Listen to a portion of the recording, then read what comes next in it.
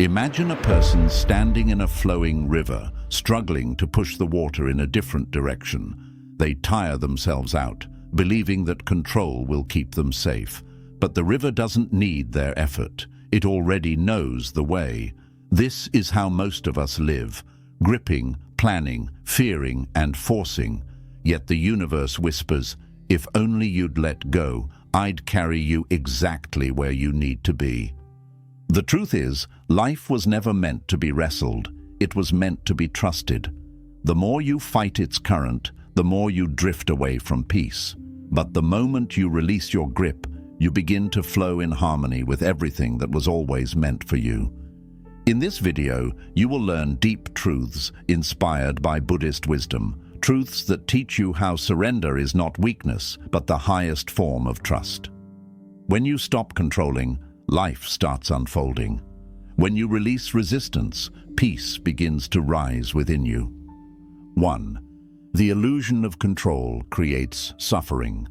We humans have a deep desire to control everything around us, our future, our relationships, our success, even the way others see us. We think that by holding tight to every detail, we can make life predictable and safe. But Buddhism gently reminds us that this need for control is an illusion, a trap that keeps us in constant struggle. The more we try to control, the more anxious and restless we become, because life simply doesn't obey our commands. Everything is in motion. Seasons change, people grow apart, plans fall through, and circumstances evolve beyond our understanding. When we cling too tightly to how we think things should be, we suffer. We suffer because we are fighting against the natural flow of impermanence, the very truth that everything in existence is temporary. You may try to hold on to a relationship that has already ended in spirit, a job that drains your soul, or an image of who you once were. But no matter how hard you try to control, life will move on, and the tighter you hold, the more pain you create.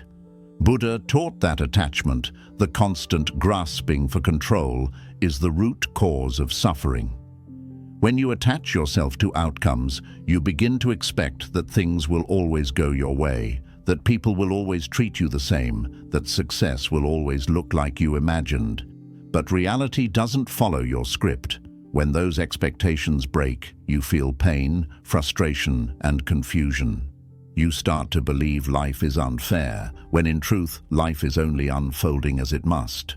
Imagine trying to stop a river with your bare hands. You push against the current, believing that your effort will change its direction. All you get in return is exhaustion and disappointment.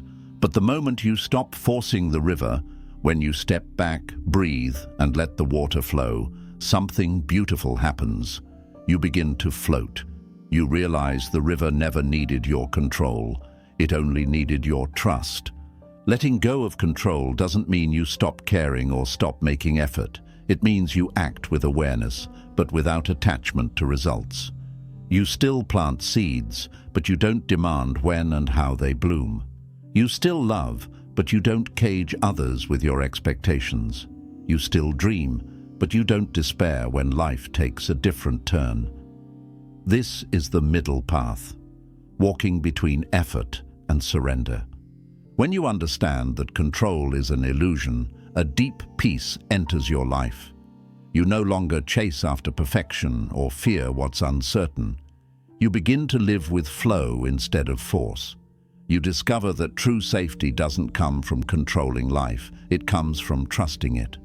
The moment you release your grip, you give life permission to guide you, and it always leads you exactly where you're meant to be. 2.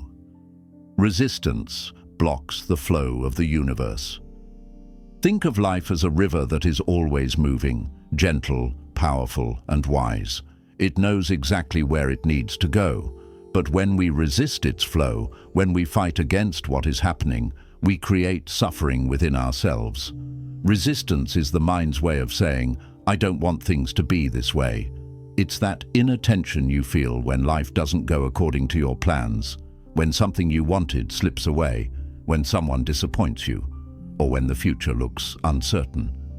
Buddhism teaches that resistance is a form of attachment disguised as control. It's the belief that life should follow your personal script. But the truth is, life never promised to unfold exactly as you imagine. The moment you resist reality, you create a wall between yourself and the wisdom of the universe.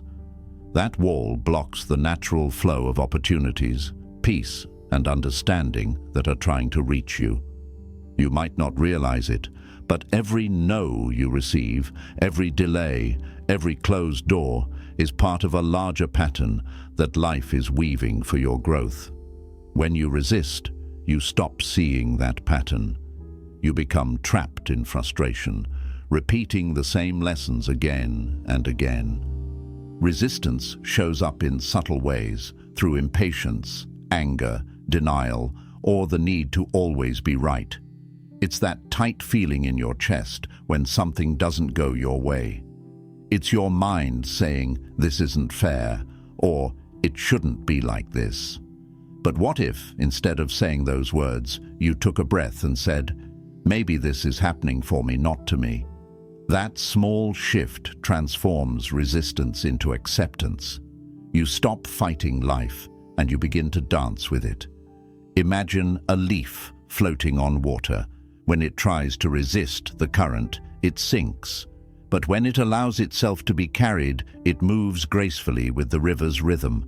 The same happens to you when you stop resisting and start trusting. You rise instead of sink. You begin to notice the subtle intelligence behind every twist and turn in your journey. Suddenly, what once looked like chaos begins to make sense, because resistance was clouding your vision all along. Buddhism teaches that everything arises and passes away according to causes and conditions. This is the law of impermanence.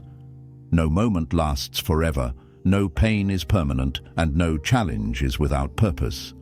When you resist change, you trap yourself in suffering, like holding your breath underwater. But when you let go, when you allow life to be what it is, you come back to the surface, breathing freely, seeing clearly. Letting go of resistance doesn't mean you stop caring about outcomes. It means you stop fighting the flow of reality. You begin to move with life rather than against it. You learn that peace isn't found in controlling circumstances, but in flowing gracefully through them. The moment you stop resisting, you open the doors of your heart, and the universe begins to flow through you again, effortlessly, beautifully, and without struggle. 3. Letting go opens space for miracles. Most people spend their lives holding on to people, to memories, to plans that no longer fit the person they are becoming. They cling out of fear, fear of loss, fear of uncertainty, fear of starting over. But what they don't realize is that by holding on so tightly, they leave no room for new blessings to enter. Imagine trying to grasp the wind. The tighter you close your fist, the less you hold. Life works the same way. The more you try to control, the more opportunities slip through your fingers. In Buddhism, this concept is beautifully captured in the idea of emptiness, not as a void or lack, but as open space. It's the understanding that true growth and peace happen when you clear away what no longer serves your path. Just as a tree must shed its old leaves to grow new ones, you too must release old attachments, grudges, and beliefs to make room for what the universe is preparing for you. Every ending, no matter how painful, is a sacred clearing, a preparation for something greater to take root. Think about the moments in your life when something didn't go your way. A relationship that ended, a job you lost, a plan that fell apart. At the time, it may have felt like failure or misfortune. But later, you often realize that life was creating space for something better. You met someone who aligned more deeply with your truth. You discovered a new direction that brought you joy. You found strength you didn't know you had. None of that could have happened if you hadn't been forced to let go. Letting go doesn't mean you stop caring. It means you stop clinging. It means you trust that life has its own timing, its own intelligence. You learn to walk away from what drains you, what confuses you, what no longer grows you, not because you've given up, but because you're making room for something more meaningful. The more you release your grip on how you think things should be, the more life can surprise you with what's meant to be. The universe works best in open spaces. When you are full of worry, resentment, and old energy, blessings have nowhere to land. But when you clear your heart, you create an open field for miracles to unfold. This is why surrender is not weakness, it's power. It's saying to the universe, I trust you more than I trust my fears. And in that trust, you create a magnetic force that draws peace, love, and abundance into your life. Picture a garden after the storm. The soil is wet, the old leaves have fallen, and the ground is ready for new seeds. That's what happens inside you when you let go. You become fertile ground for transformation. Suddenly, opportunities begin to appear where you once saw only dead ends. People enter your life who help you grow. Paths open that you never imagined. This isn't luck. It's the natural flow of the universe responding to your openness. So if you've been holding on tightly to something or someone out of fear, remember this truth. Letting go doesn't mean losing. It means creating space to receive. The seed must let go of the soil to break open and become a tree. You too must release what was to become what you're meant to be. When you let go, you stop forcing life to happen, and that's when miracles quietly begin to appear. 4. Trust the timing of the universe. One of the hardest lessons to learn in life is patience, not the kind of patience where you simply wait, but the kind where you trust deeply, even when you can't see the path ahead. We live in a world obsessed with speed and control. Everyone wants things instantly: success, love, healing, clarity. We set deadlines for our dreams and get anxious when life doesn't move according to our schedule. But Buddhism teaches that everything unfolds according to its own divine rhythm. Just as a flower cannot be forced to bloom before its season, your life, too, cannot be rushed. When you learn to trust the timing of the universe, you begin to understand that every delay carries hidden wisdom. The things that didn't happen when you wanted them to were never a punishment. They were protection. You may not see it in the moment, but every "not yet" is the universe whispering, "Be patient. Something better is forming." There are unseen forces working behind every closed door, rearranging people, opportunities, and events so that when the time is right, everything aligns perfectly. But this alignment can't happen while you're filled with doubt and resistance. Trusting means surrendering your timeline and allowing life to unfold in ways you can't predict. Think about nature. The moon doesn't rush to complete its cycle, rivers don't hurry to reach the sea, and the seasons never compete with each other. They all flow effortlessly within their timing. You never look at a tree and scold it for not bearing fruit in winter. You simply trust that spring will come, and when it does, the blossoms will appear. Why then do we treat our own lives with such impatience? Why do we lose faith just because we can't see results right away? The truth is, your life has seasons too. There's a time for planting, a time for growth, a time for waiting, and a time for harvest. When you rush through these stages, you rob yourself of the depth and beauty that each one holds. Sometimes, what looks like stagnation is actually preparation. The universe may be strengthening you, teaching you lessons, or protecting you from something you aren't yet ready for. Trust that the pause has a purpose. Just because nothing seems to be happening doesn't mean nothing is happening. Buddhism calls this faith in the unseen right understanding, a deep awareness that everything arises and passes according to causes and conditions. It means believing that the present moment is exactly where you need to be, even when it doesn't match your expectations. Maybe the door you wanted to open stayed closed because what's behind it would have hurt you. Maybe the job that didn't work out was a redirection toward a higher calling. Maybe the person who left created space for a love that will heal you in ways you never imagined. Life doesn't make mistakes. It only waits for you to trust its timing. Trust also means letting go of comparison. When you see others achieving what you want, it's easy to think you're falling behind. But comparison blinds you to your own divine schedule. You are not late, you are aligning. Every soul blooms in its own season. Some people's paths move quickly because their lessons are simple. Others take longer because their roots need to grow deeper. Trust that your time will come, and when it does, it will arrive so naturally that you'll look back and realize everything was unfolding perfectly all along. When you let go of the need to control timing, peace enters your heart. You stop forcing outcomes and you start aligning with flow. You wake up each day knowing that what's meant for you cannot pass you by, and what passes you by was never meant for you. You begin to live with a quiet confidence, a calm faith that the universe knows what it's doing. You stop saying, "Why is this happening to me?" and start saying, "What is this preparing me for?" So, trust the timing of your life. Even the waiting has meaning. Even the silence has purpose.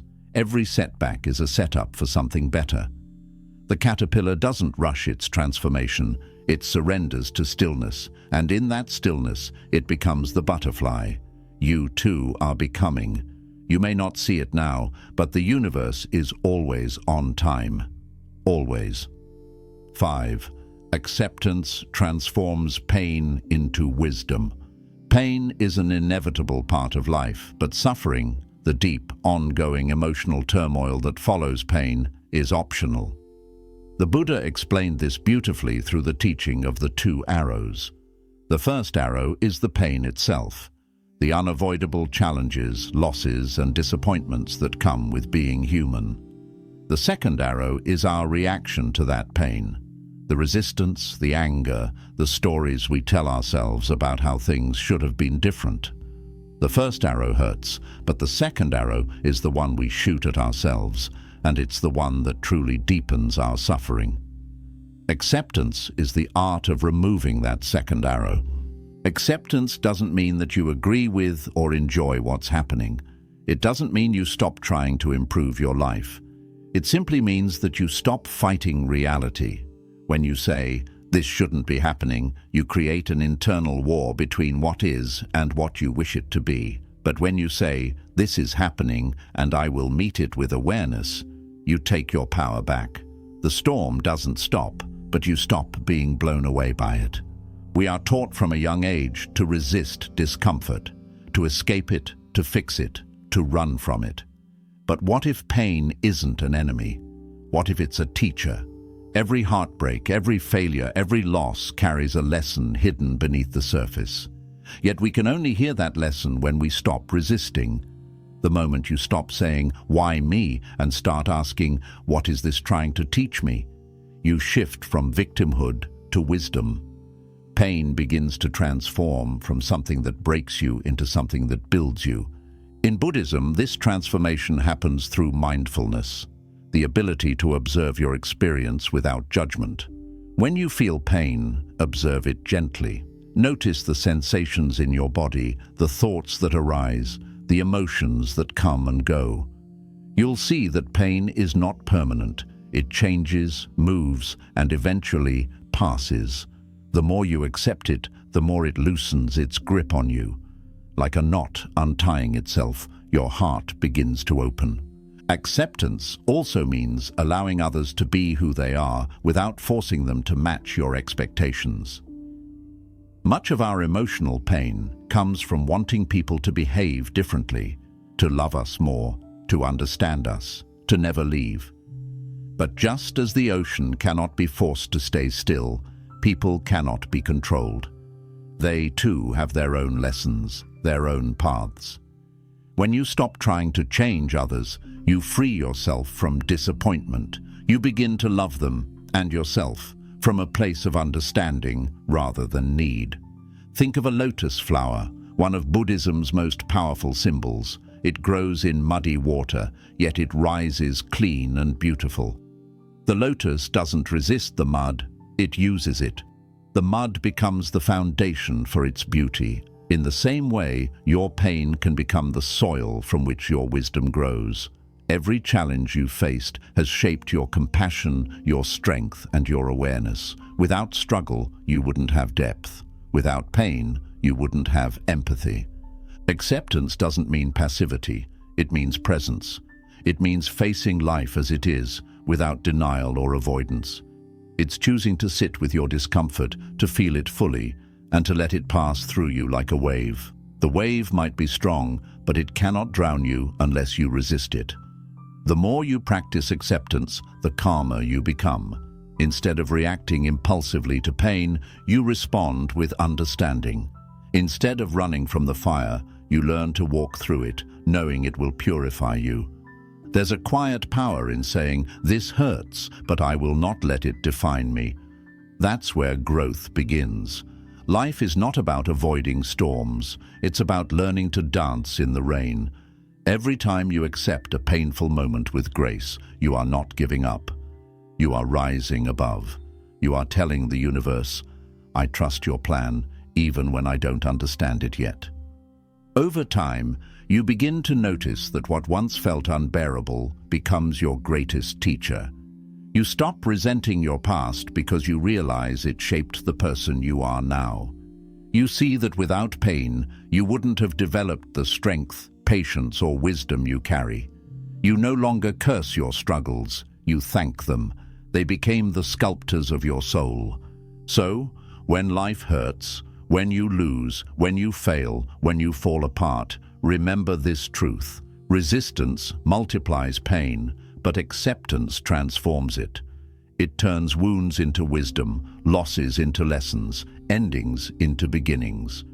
You cannot control what happens, but you can always choose how you meet it. And the moment you meet life with acceptance, pain no longer controls you. It frees you. The power of surrender brings inner freedom. At some point in life, everyone reaches a moment of exhaustion, a moment where fighting, planning, and controlling no longer work. You try to hold the pieces together, but life keeps shifting. You chase stability, but everything keeps changing. That is when the lesson of surrender arrives. Surrender is not giving up, it's waking up. It's the moment when you realize that true freedom isn't found in controlling life. It's found in allowing life to be what it is. Buddhism teaches that suffering comes from attachment, the constant clinging to what we think should happen. Surrender is the opposite of attachment. It is a state of flow where you no longer fight reality, but move with it. You stop saying, "I can't let this go," and start saying, "I trust that this is part of my journey." The difference between those two sentences is the difference between a life of fear and a life of peace. When you surrender, you stop demanding that the world meet your expectations. You let go of the belief that happiness can only exist when everything is perfect. Instead, you begin to trust that everything, even pain, even chaos, has purpose. You realize that you don't need to control every outcome to feel safe, because safety comes from within. The mind always wants to control, but the heart, the awakened heart, only wants to trust. When you surrender, you start living from that heart space, where peace flows naturally, even when life doesn't go as planned. Surrender doesn't mean you stop trying or caring. It means you stop forcing.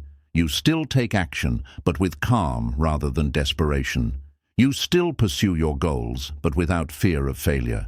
You still dream, but you no longer demand that your dreams unfold exactly the way you imagined. This is what the Buddha meant when he spoke about right effort, the kind of effort that is rooted in peace, not anxiety. It's when you act with full intention but no obsession with results. Think of a boat on the ocean. When the waves rise, an inexperienced sailor panics and tries to fight the sea, steering wildly against the current. But a wise sailor doesn't resist. He adjusts his sails, works with the wind, and lets the tide guide him. That's what surrender feels like. It's not passive, it's intelligent cooperation with life. It's knowing when to steer and when to let go. In your daily life, surrender means accepting that not everything will make sense right now. It means being okay with uncertainty, because you understand that clarity will come when it's meant to. It means trusting that the job you lost, the door that closed, or the relationship that ended might actually be redirecting you towards something far better. Life is always rearranging itself to serve your growth, but you can only see that once you stop resisting. When you surrender, your energy shifts. The tightness in your chest softens, the voice of fear quiets down. You begin to feel a lightness, as if you've put down a heavy burden you didn't realize you were carrying. That's because surrender is freedom. Freedom from the need to control, freedom from constant anxiety, freedom from the illusion that you must hold the whole world together. You realize that the world has always been holding you. This freedom allows you to live with openness. You start to see that every experience, whether joyful or painful, is part of your spiritual training. You stop labeling events as good or bad. You just experience them as they are. You begin to say, this too belongs. When you live like this, nothing can truly disturb your peace, because you understand that everything is temporary and purposeful. You become like the sky, vast and calm, watching the clouds of emotion and change pass through without losing your stillness. In Buddhism, surrender leads to nirvana, the ultimate liberation from inner struggle. It doesn't mean escaping the world. It means no longer being controlled by it. You can face any situation with balance because you've learned that your peace doesn't depend on circumstances. Whether life gives you success or failure, praise or criticism, gain or loss, you remain centered. You stop being tossed around by outcomes and instead you become anchored in presence. The greatest paradox of surrender is this: when you stop forcing life, life starts working for you. When you stop chasing, what is truly meant for you begins to flow naturally toward you. The energy that was once wasted on resistance transforms into creativity, intuition, and strength. You stop acting from fear and start acting from clarity. This is what freedom feels like. Not the absence of problems, but the absence of inner struggle. So, let go of the need to control everything. Trust the unfolding. Allow life to happen through you rather than to you. When you surrender, you align yourself with the deeper intelligence of the universe, the same force that moves the tides, grows the trees, and beats your heart without you having to think about it. That force knows what it's doing. All it asks is that you stop resisting and start trusting. When you live in surrender, you begin to see miracles in ordinary moments. A delay that once frustrated you becomes a blessing in disguise. A disappointment turns into a redirection. A loss reveals new strength you didn't know you had. You realize that life isn't random, it's deeply intentional. And when you finally stop trying to control everything, you discover the truth. You were never meant to control life. You were meant to flow with it. And in that flow, you find your peace, your freedom, and your power. Let go, and life begins to carry you. There comes a sacred turning point in every person's life. A moment when you finally grow tired of fighting against what is. You get exhausted from trying to control, fix, or plan every detail, and somewhere deep inside, something softens. You take a breath, unclench your grip on life, and whisper, "I surrender." That moment is not defeat. It is the beginning of your awakening. Because when you let go, something extraordinary begins to happen. Life itself starts to carry you. Letting go does not mean giving up or losing interest in your dreams. It means releasing the heavy illusion that you alone must push the entire weight of your destiny forward. It means trusting that there is an invisible current beneath everything, a rhythm, a wisdom, a flow that knows exactly where to take you. The moment you stop forcing your path and start trusting it, you begin to move with the current of the universe instead of against it. Buddhism teaches that the deepest peace arises when you realize that life is not a problem to solve, but a process to experience. Every struggle, every loss, every delay is part of a larger unfolding that your mind cannot yet see. You don't need to chase what's meant for you. You simply need to open your hands so that it can land. When you hold too tightly to how things should be, you block the path of what could be. Letting go is what clears the fog and reveals the truth. Life was never against you. It was always guiding you. When you truly let go, something within you shifts on a cellular level. Your breath deepens. The tension in your body starts to fade. The noise in your mind grows quieter. You stop living from fear and start living from trust. Suddenly, everything begins to feel lighter. Not because the circumstances changed, but because you did. You stopped fighting the river, and now you're floating in it. Think of a leaf gently carried by a stream. It doesn't resist, it doesn't ask where it's going, it doesn't worry about what lies ahead. It simply moves, carried effortlessly by the water's wisdom. That is the essence of letting go. You begin to live with the same gentle trust. You stop needing to have all the answers and allow the mystery of life to unfold naturally. You start to notice signs, a random opportunity, a conversation that changes your thinking, a coincidence that leads you exactly where you needed to go. These are not accidents. They are confirmations that the universe is responding to your surrender. You see, when you cling too tightly to your plans, you create tension that blocks the natural energy of life. Your fear of losing control becomes the very thing that stops progress.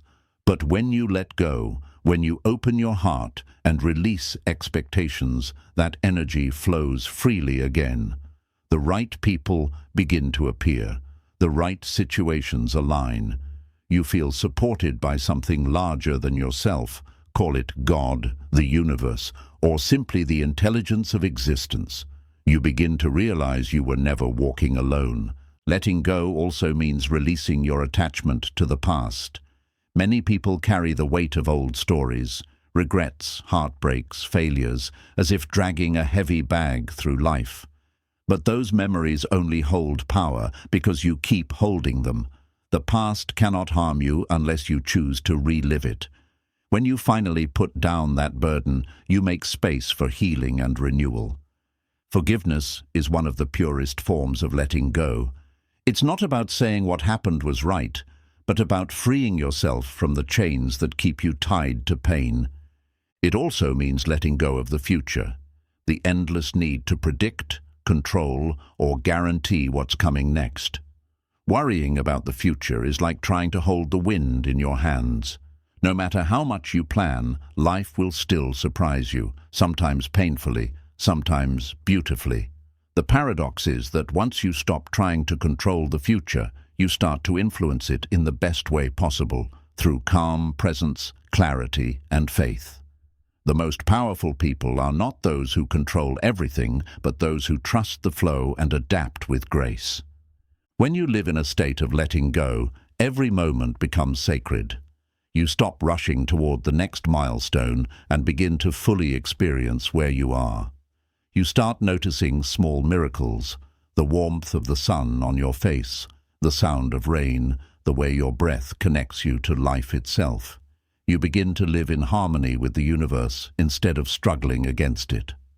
This is where peace resides, not in the absence of chaos, but in the acceptance of it. In Buddhist philosophy, this is called Wu Wei, effortless action or doing without forcing. It's the art of being in such deep alignment with the flow of life that your actions feel natural, spontaneous, and graceful.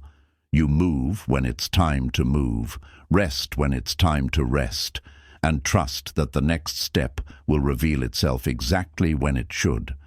There is no panic, no resistance, only faith in the unfolding. When you reach this level of surrender, life begins to surprise you with how supportive it can be. You start to realize that you don't need to chase what's already yours. You stop begging for things to happen and instead create the space for them to arrive. You learn to breathe between uncertainty, to smile in moments of confusion, to remain calm when the path is unclear. Because deep down, you know that even when things seem to fall apart, something greater is coming together beneath the surface. And slowly, the evidence appears. The job that once seemed lost leads you to a better opportunity. The heartbreak that shattered you opens your heart to deeper love. The failure that embarrassed you becomes the foundation for your greatest growth. This is not coincidence. This is divine timing. When you let go, life doesn't stop. It finally begins to move in harmony with you. The most peaceful souls are not the ones who have perfect lives. They are the ones who have learned to flow with imperfection. They understand that control is heavy, but surrender is light. They don't rush, they don't cling, they don't fear change. They trust that even in chaos, there is order. Even in silence, there is purpose. Even in endings, there are new beginnings. They live as part of the great rhythm of existence, breathing in, letting go, and trusting the next breath to come. Letting go is also an act of deep humility. It's admitting that you don't have all the answers, and that's okay. It's realizing that the same intelligence that makes the stars shine and the flowers bloom also guides your life. You don't need to force your destiny, you just need to align with it. When you trust that greater intelligence, your anxiety starts to fade. You stop needing to control others or predict outcomes. You begin to live in peace, knowing that what's meant for you will always find you, and what's not meant for you will always fall away, no matter how tightly you hold it. So many people spend their lives fighting the current, chasing validation, forcing relationships, trying to fix what was never broken. But you are not here to struggle endlessly. You are here to evolve. You are here to learn that peace comes not from holding on, but from allowing.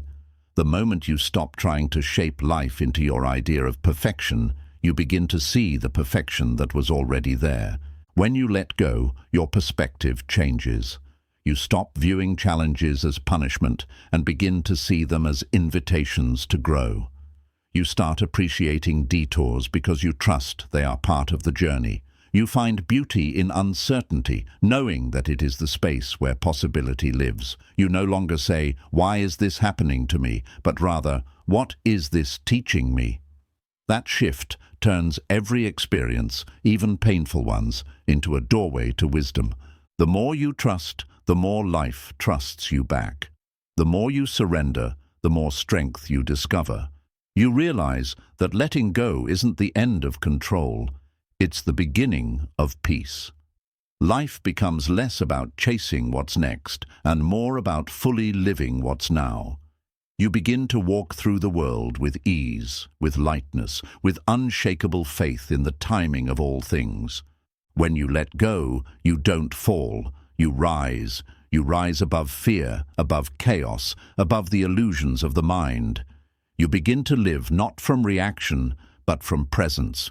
You stop running toward or away from life and start flowing with it. You realize that peace was never something to achieve. It was something you uncover the moment you stop resisting. So if you are tired of struggling, tired of forcing, tired of worrying, take a deep breath and release it all. You don't have to carry the world on your shoulders. Let life carry you. The current already knows the way. Trust it. When you let go, the right people arrive, the right opportunities unfold, and the right path reveals itself under your feet. The Buddha once said, "You only lose what you cling to." The moment you stop clinging, you stop losing. The moment you let go, you start receiving.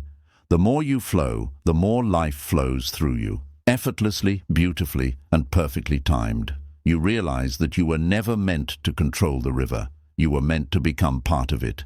And when you finally do, when you let go completely, you find yourself carried not into chaos, but into harmony.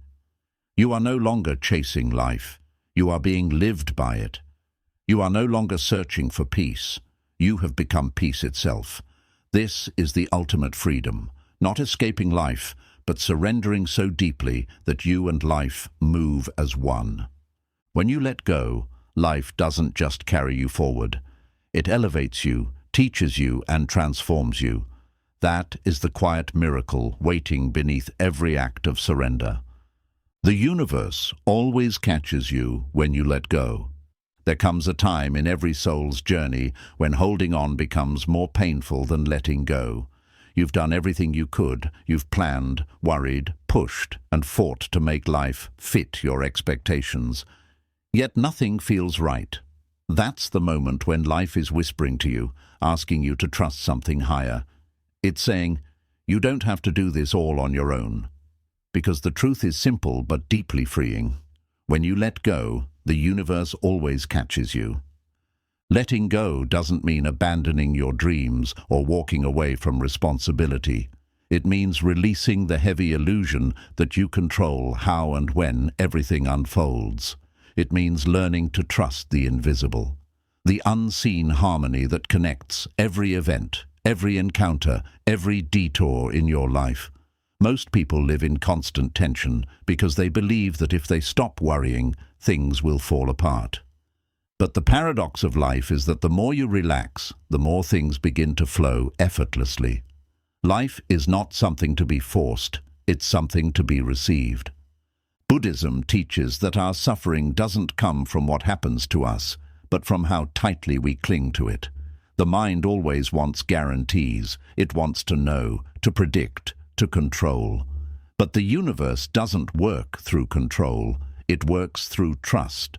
When you let go, you open yourself to that greater intelligence, the same intelligence that moves the stars, orchestrates the seasons, and beats your heart without your conscious effort. You begin to sense that your life, too, is part of that cosmic rhythm. Letting go is not a single act. It's a daily practice. It's waking up each morning and choosing not to carry yesterday's worries into today. It's allowing people to leave without begging them to stay, and trusting that those who are meant for you will return in better form or be replaced by something greater. It's forgiving yourself for past mistakes, understanding that guilt changes nothing, but peace changes everything. It's saying, I trust that everything that left my life made space for something that belongs. The universe has its own timing and order.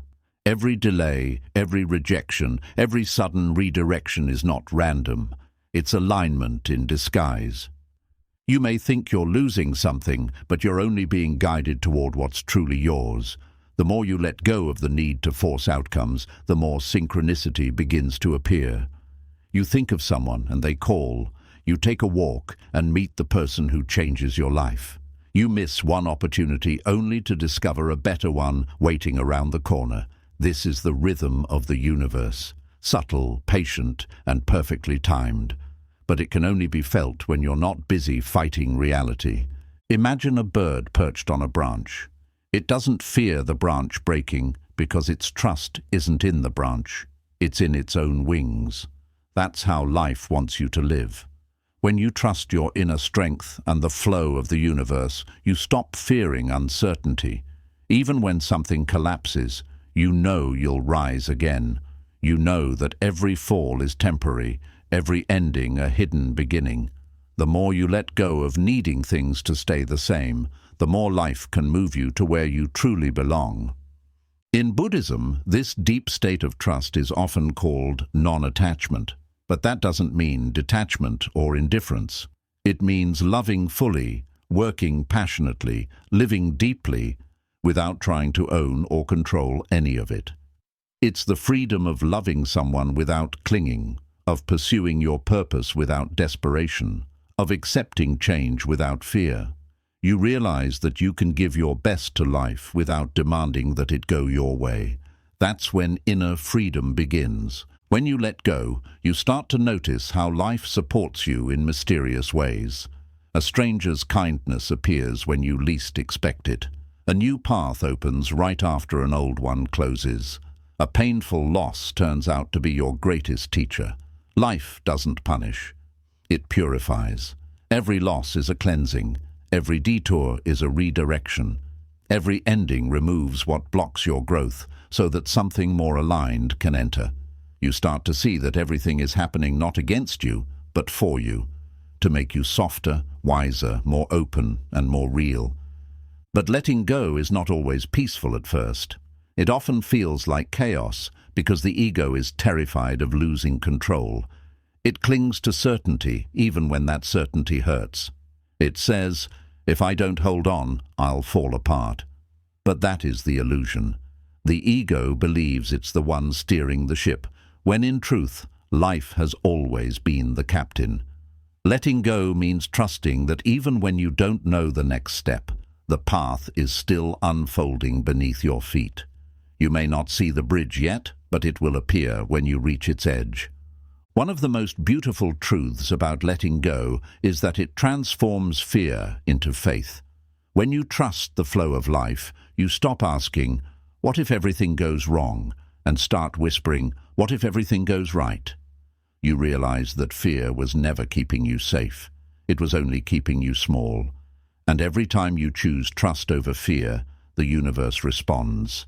It opens doors you didn't even know existed. It sends opportunities that feel like miracles. But miracles can only enter where resistance has left. Letting go also changes the way you experience time. When you're always trying to control, you live in the future, in anxiety, in tension, in waiting. When you surrender, you come back to the present. You begin to live where life actually is, here, now. You start noticing small joys that were always around you, the sound of wind through trees, the taste of tea, the smile of a stranger. You realize that peace was never lost. It was just buried under layers of overthinking. The present moment becomes your safe place, your sanctuary. When you live in that flow, even challenges take on new meaning. Instead of saying, "Why is this happening to me?" you say, "What is this teaching me?" Instead of running from pain, you face it with compassion. You see every difficulty as part of your spiritual training, shaping your patience, humility, and strength.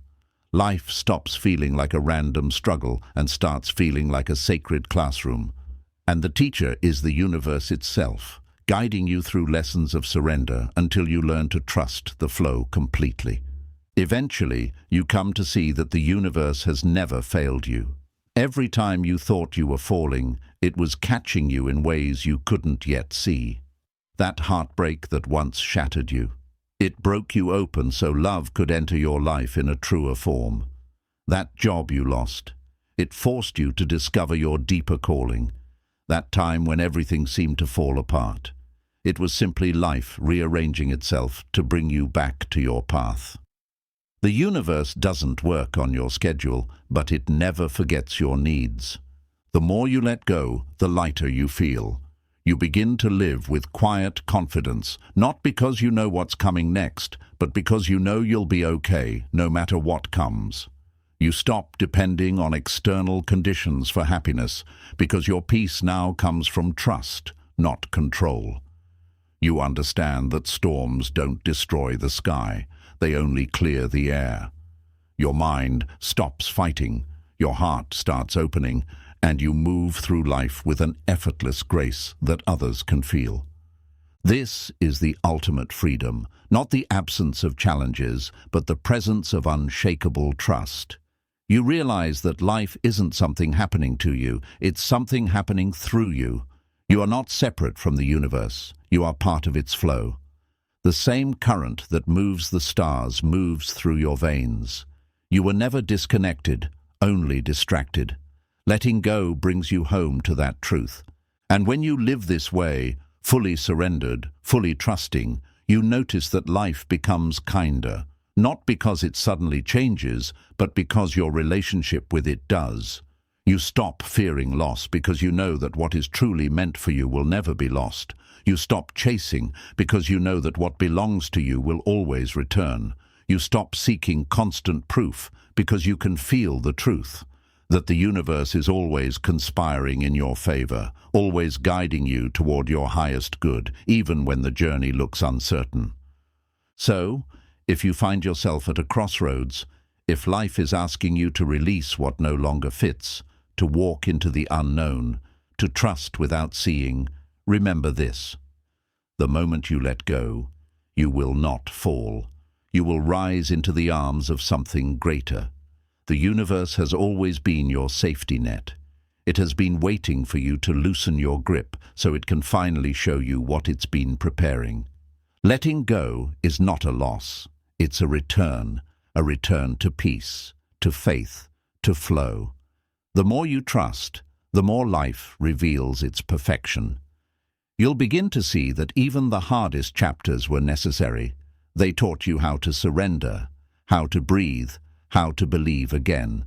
You'll look back and realize that nothing was ever random, that every twist of fate was love in disguise. When you let go, the universe steps in. It doesn't just carry you, it lifts you higher than you could have ever climbed on your own. It fills your life with meaning, your days with synchronicity, and your heart with peace. You realize that you never needed to control the flow because you were always part of it. You were never lost. You were being led. So breathe deeply and trust. Let go of what you can't control. Release what weighs you down. Stop fighting the tide and allow yourself to float. Because the moment you let go, the universe begins its quiet work, opening the right doors, closing the wrong ones, and guiding you gently toward everything that was waiting for you all along. Flow with life, and life flows with you. There is a silent wisdom that lives beneath everything, an intelligence that governs the stars, orchestrates the rhythm of tides, and makes seeds break open at just the right time to grow. This same wisdom flows through your life, guiding you through each season, lesson, and transformation. Yet most people spend their lives fighting against it. They swim upstream, trying to bend life to their will, believing that control is the key to success. But Buddhism teaches a profound truth. The more you resist life, the more it resists you. And the more you flow with life, the more effortlessly it flows with you. To flow with life means to trust the natural rhythm of existence, to let go of the desperate need to force, to fix, or to predict every outcome. It is learning to move as water moves, soft yet unstoppable, yielding yet powerful, flexible yet unbreakable. The river doesn't argue with the rocks in its path, it simply flows around them. It doesn't rush to reach the sea, it arrives in its own time. When you begin to live with this same grace, life starts to open in beautiful and unexpected ways. The first step to flow is presence, to be fully where you are, not where your mind wishes you were. Most people live split between the past and the future. They replay regrets or anxiously plan what's next. But the present is the only moment where life truly exists, and until you learn to rest here, you will always feel out of rhythm. Flow begins when you stop fighting what is happening and start participating in it with awareness. When you eat, you taste. When you walk, you feel the ground. When you speak, you mean it. When you listen, you truly hear. The more present you are, the more aligned you become with the flow of life itself. Flow is also about trust, trusting that life has a direction even when you don't see the map. It's understanding that everything you go through, the confusion, the heartbreak, the uncertainty, is part of your unfolding. You don't have to know where the current is taking you to trust that it knows the way. When you resist, you stagnate. When you trust, you move. The Buddha often used the metaphor of the raft. Your thoughts, your beliefs, and your attachments are like a raft that carries you across the river of life. But once you've crossed to the other side, holding on to the raft becomes a burden. You must let it go. In the same way, to stay in flow, you must be willing to release what once served you but no longer does. Old fears, outdated identities, unnecessary struggles. Many people misunderstand flow as passivity, as doing nothing. But flowing with life is not about being idle. It's about being in harmony. It's knowing when to act and when to be still, when to push forward and when to rest. The mind that forces is like a clenched fist, tight, anxious, and limited. The mind that flows is like an open hand, calm, receptive, and capable of receiving more. Flowing means listening to your intuition, to your body, to the quiet signals life keeps sending you. It means trusting that your timing doesn't need to match the world's timing, that your path doesn't need to look like anyone else's. Buddhism teaches that suffering arises when we resist impermanence, when we refuse to accept that everything changes. Flow is the art of accepting impermanence, of moving with change instead of clinging to what was. Imagine trying to hold on to a sunset. No matter how tightly you grip, the light will fade. But when you let it go, you make space for stars to appear. Every phase of life, joy, loss, success, confusion, is like that sunset. When you allow each moment to come and go freely, you live in peace. To flow with life, you must also learn to listen to silence. Beneath the chaos of your thoughts, there is a still current, a quiet knowing that always guides you toward what's right. This intuition is the voice of flow. It's not loud or demanding, it whispers. It doesn't argue with fear, it simply waits for you to listen. When you start trusting that voice, decisions become easier. You no longer chase everything. You respond to what truly resonates. You begin to notice that the more you align with your inner calm, the more external circumstances begin to align with you. Life becomes cooperative instead of competitive. People who are meant for you begin to appear. Opportunities that match your vibration begin to unfold naturally.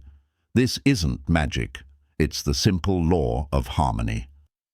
When you move with life instead of against it, you send a signal to the universe. I trust your wisdom, and the universe responds by opening doors that resistance had kept closed. Flow also teaches you resilience. It reminds you that being flexible is not weakness, it is strength. The bamboo bends in the storm, but it doesn't break. The rigid tree, though strong, may snap. When you flow, you adapt. You learn that you don't have to have everything figured out. You only have to stay open. You become like water. No matter what shape the container takes, water fills it completely. Whether life puts you in joy or sorrow, success or struggle, you learn to meet it fully without losing your center. Flowing with life doesn't mean you won't face challenges. It means you'll stop making them heavier than they need to be. You'll stop asking, "Why me?" and start asking, "How can I grow from this?" You begin to see every obstacle as an opportunity to deepen your wisdom. When pain comes, you don't resist it. You breathe through it, knowing it will pass. When joy comes, you savor it, knowing it too will pass. This balanced awareness, this acceptance of both light and shadow, is the essence of peace. The more you live in flow, the more you realize that nothing truly belongs to you, not people, not things, not even moments. Everything is borrowed from the universe and must one day return. That realization doesn't make you sad, it makes you free. You stop clinging to what's temporary and begin to cherish it more deeply while it's here. You love without fear, give without expecting, and live without rushing. You no longer see letting go as loss. You see it as part of the dance of existence. Flowing also transforms how you handle uncertainty. When you resist uncertainty, you create anxiety. But when you embrace it, you discover creativity and faith. You realize that uncertainty is not the enemy. It's the space where all new things are born. The unknown is not a void, it's a womb. Everything beautiful, every new beginning, every discovery, every transformation arises from it. When you let yourself flow with uncertainty, you become a co-creator with life itself. You stop asking for guarantees and start participating in the unfolding mystery. Think of the ocean, vast, deep, unpredictable. The waves rise and fall, sometimes gently, sometimes violently. Yet beneath the surface, the ocean remains calm and stable. Flowing with life is like living from that deeper place, from the stillness beneath your thoughts and emotions. No matter what happens on the surface, your center remains steady. You start responding to life instead of reacting to it. You learn that peace isn't found in controlling the waves, but in becoming the ocean itself. When you reach this understanding, you begin to notice how much lighter life feels. The constant pressure to figure everything out fades. The weight of comparison disappears. You realize that you don't have to compete or prove anything. You don't have to rush to be somewhere else, because right here, right now, is enough. You start trusting that every moment, even the confusing, painful or dull ones, serves a sacred purpose. Life becomes a rhythm, not a race. Buddhism calls this state equanimity, the mind that stays balanced through pleasure and pain, gain and loss, praise and blame.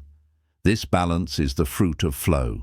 You still care, you still act, but you are no longer controlled by outcomes.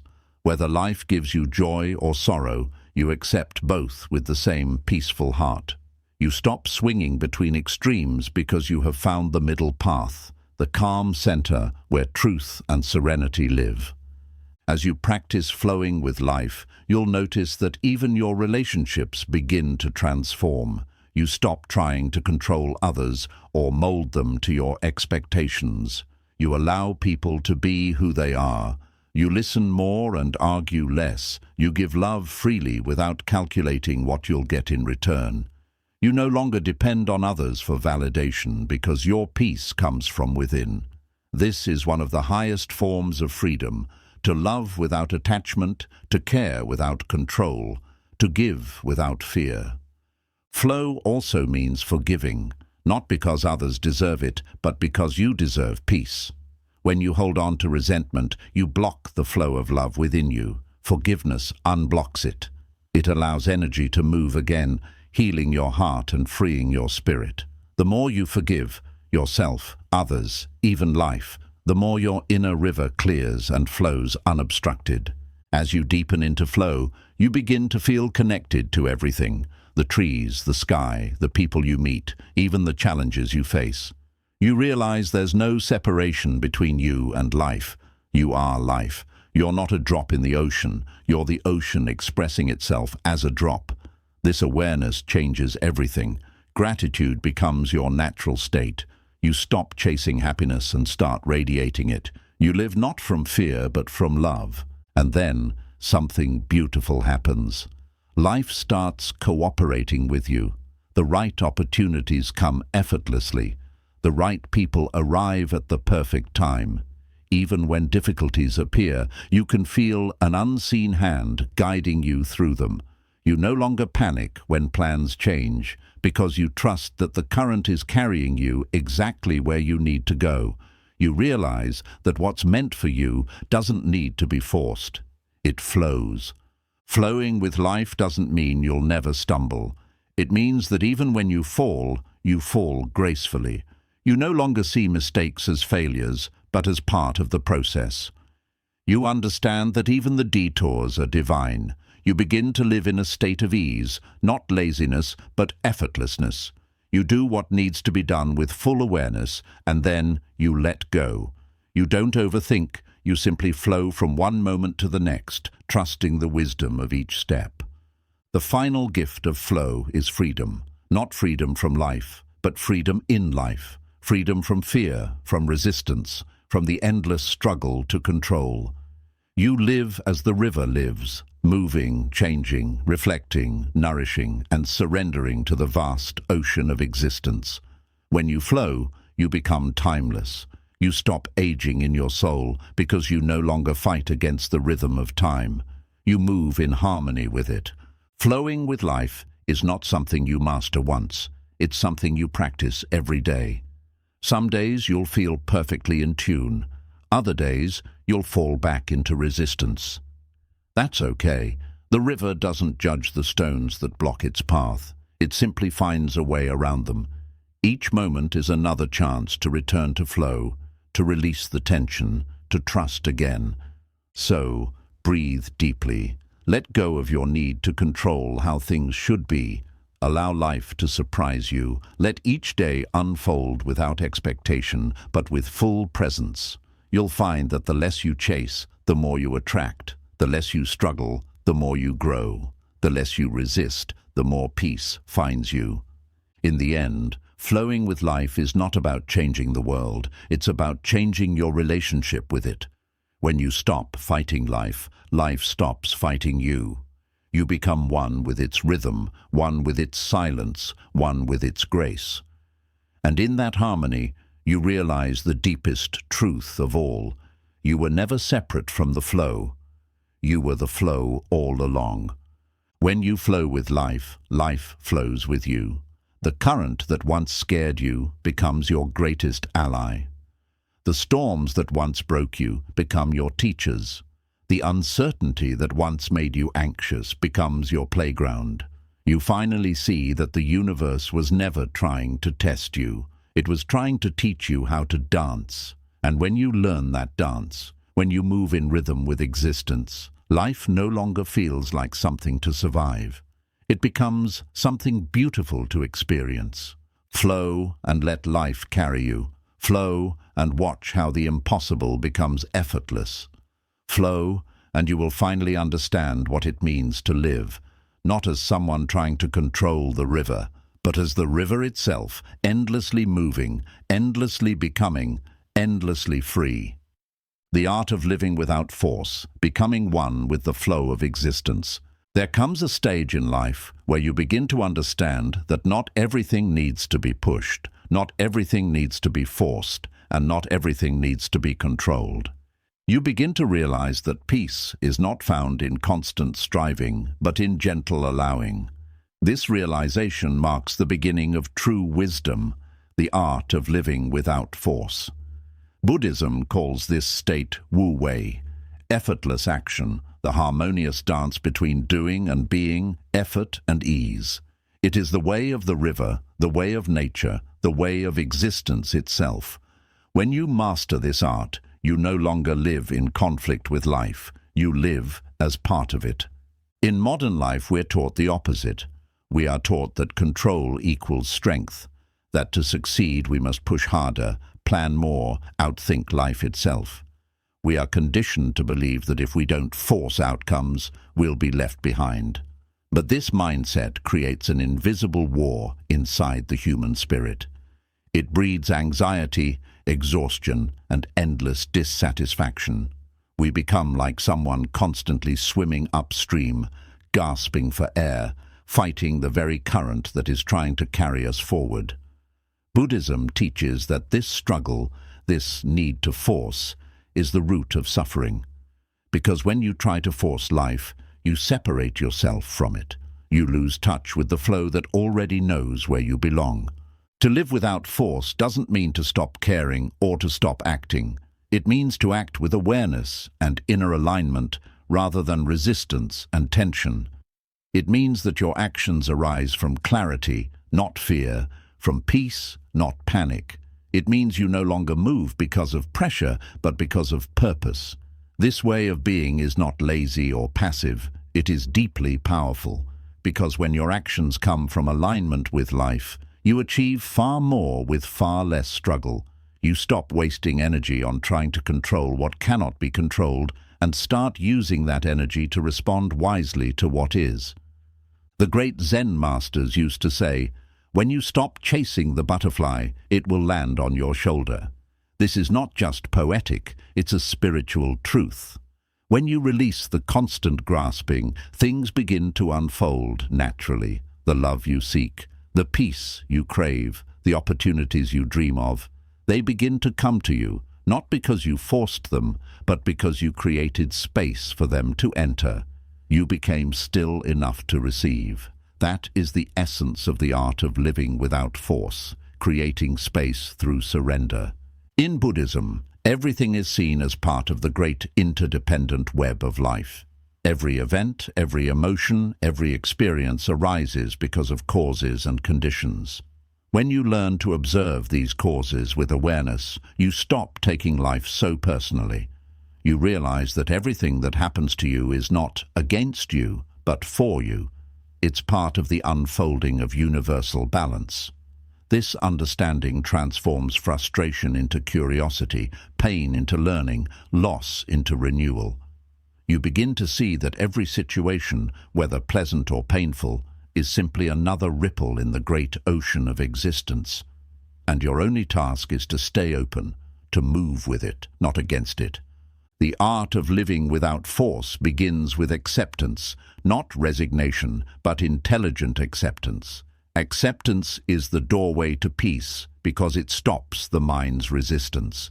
When you say yes to the moment, you align yourself with the reality that already exists. You stop fighting what is and start working with it. This is the heart of Buddhist wisdom. Suffering is born from resistance. When you resist the present, you create friction, stress, and inner turmoil. But when you accept it, peace immediately begins to rise, because you are no longer in conflict with life. Acceptance, however, doesn't mean inaction. It means acting from a place of stillness rather than chaos. It's like a calm lake that reflects the sky perfectly. Its surface is not lifeless, it's simply undisturbed. From this calmness you can see things clearly. You can make decisions without the noise of fear clouding your mind. You can move forward, not out of desperation, but out of quiet confidence. This is the kind of action that carries power, the power of presence, of peace, of wisdom. Imagine trying to untie a knot with trembling, impatient hands. The more you pull, the tighter it gets. But when you relax, breathe, and move slowly, the knot begins to loosen. Life's problems are often the same. The more you struggle, the tighter they seem. But the moment you let go of the need to force an answer, clarity begins to emerge. This is because peace gives rise to insight. When your mind is calm, solutions appear naturally, effortlessly. This is why so many answers come to us, not while we are worrying, but when we are walking quietly, meditating, or simply doing nothing. Living without force also means understanding the rhythm of life. Every season of existence has its own purpose. There are times for growth, times for stillness, times for giving, and times for receiving. You cannot rush winter into spring, nor can you demand that a seed bloom before it's ready. Yet this is what most of us try to do. We rush, we push, we demand results before the roots have had time to grow. Flowing with life means trusting in divine timing. It means believing that everything unfolds exactly as it should, even if you can't see the full picture yet. The Buddha taught that the path to liberation lies in balance, the middle way. It's neither indulgence nor denial, neither apathy nor overexertion. It's a life lived in harmony, where effort meets ease. When you live in this balance, your energy becomes focused rather than scattered. You start to work with life, not against it. Your intuition sharpens. You begin to sense when to act and when to wait, when to speak and when to be silent, when to hold on and when to release. This awareness transforms your entire existence into a graceful dance with the universe. The deeper you go into this art of living, the more you begin to see that control was never real. It was always a story created by the mind to feel safe. The mind says, if I can control everything, I won't get hurt. But control is like trying to hold on to water. The tighter you grip, the faster it slips away. True safety doesn't come from control. It comes from trust. Trust in your inner wisdom. Trust in the timing of life. Trust in the process of becoming. When you learn to trust, you stop trying to predict every outcome. You begin to live one breath at a time. You stop forcing people to stay, and you stop forcing yourself to be someone you're not. You start honoring the natural flow of your own emotions, sadness, joy, fear, excitement, all as part of the human experience. You stop labeling them as good or bad, and instead see them as waves rising and falling on the same ocean of consciousness. The ocean doesn't judge its waves, it simply allows them. You learn to do the same with yourself.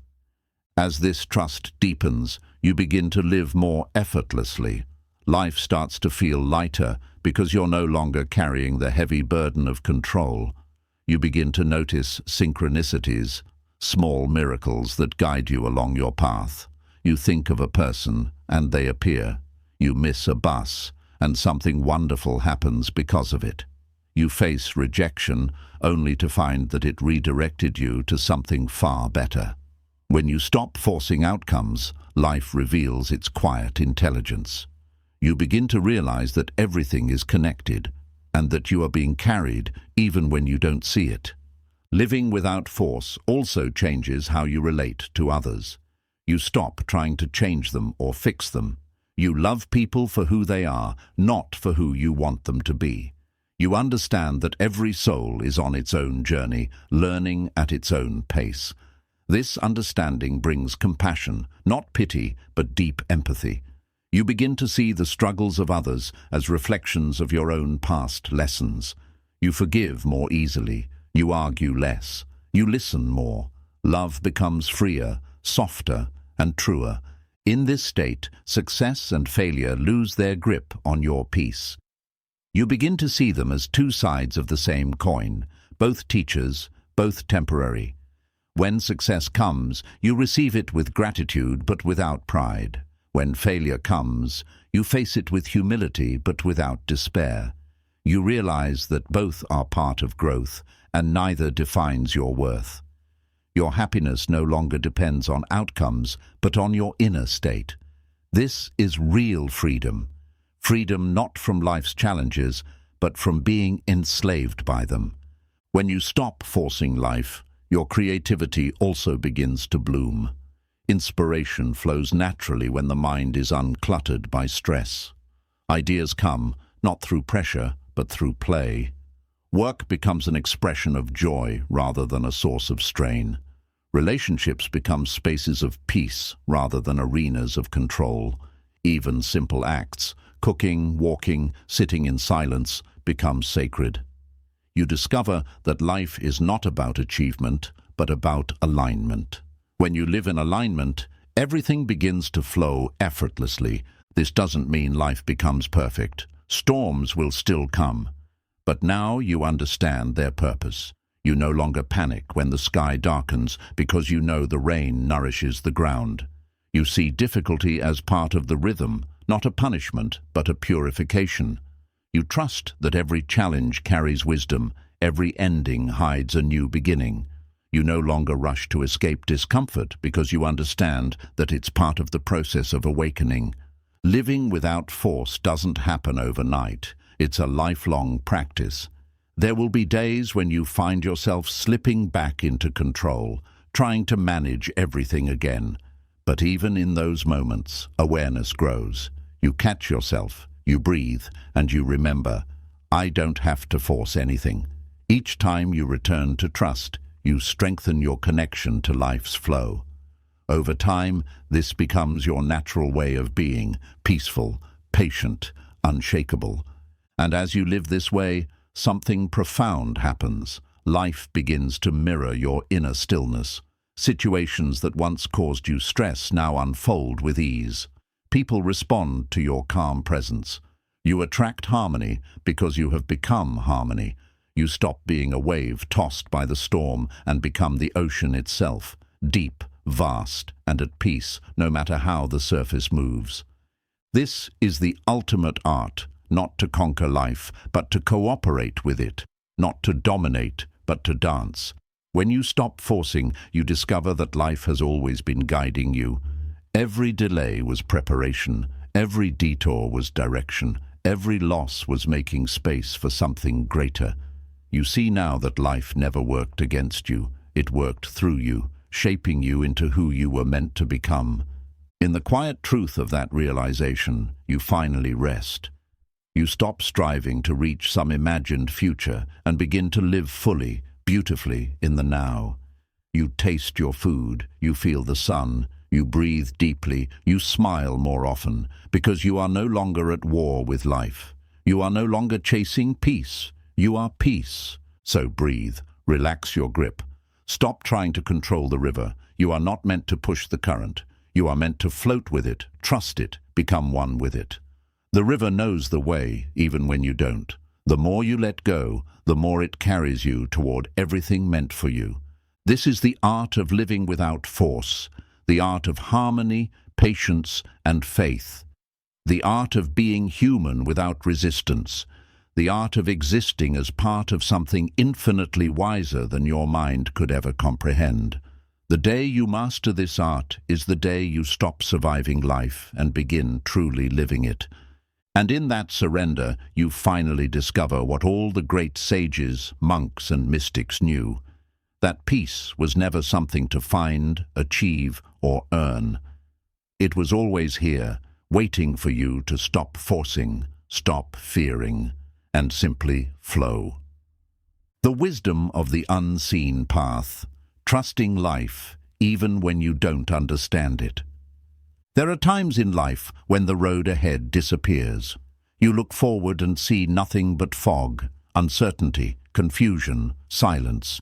You try to plan, but the plans dissolve. You try to push, but every door stays closed. In those moments, it feels as if the universe has gone quiet, as if life itself has stopped moving. Yet, paradoxically, this silence is not absence, it is guidance. It is the universe's way of telling you to stop forcing your direction and start trusting the unseen path. This is one of the hardest lessons of all, to keep walking even when you can't see where the next step will land. Buddhism teaches that faith is not believing everything will go your way. It's trusting that whatever happens is part of your way. When you stop demanding to see the full picture and start walking with presence, the path begins to reveal itself, one step at a time. The unseen path is not a straight road. It twists, it turns, it confuses the mind that always wants clarity and control. But this uncertainty is sacred. It's where real transformation happens, because when everything is clear, you move from comfort. When everything is unknown, you move from faith.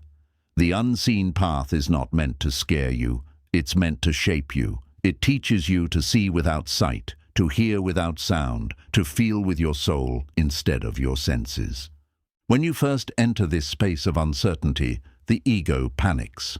The mind screams, "I need to know. I need to fix this. I need to make something happen." It believes that movement equals safety, that doing something, anything, is better than standing still. But Buddhism reminds us that stillness is not inaction. Stillness is powerful alignment. It's the pause before wisdom arises. Just as a muddy pond clears only when left undisturbed, your life begins to make sense when you stop stirring it with worry. Letting go into the unseen path means accepting that not every answer comes immediately. Some truths need silence to emerge. Some directions only appear after patience. Some blessings require your complete surrender before they can manifest. You cannot rush divine timing. You cannot force a flower to bloom by pulling its petals open. The unseen path unfolds according to its own rhythm, not yours, and yet it is always leading you where you are meant to go. There is a deeper intelligence at work in your life, guiding everything with precision. You've seen glimpses of it before, in the coincidences that seem too perfect to be random, in the person who entered your life just when you needed them, in the door that closed only to redirect you to something far better. This is not luck or accident, it is synchronicity, the universe's way of speaking to you through signs, timing, and alignment. But to recognize these signs, you must be still enough to notice them, humble enough to trust them, and patient enough to wait for them.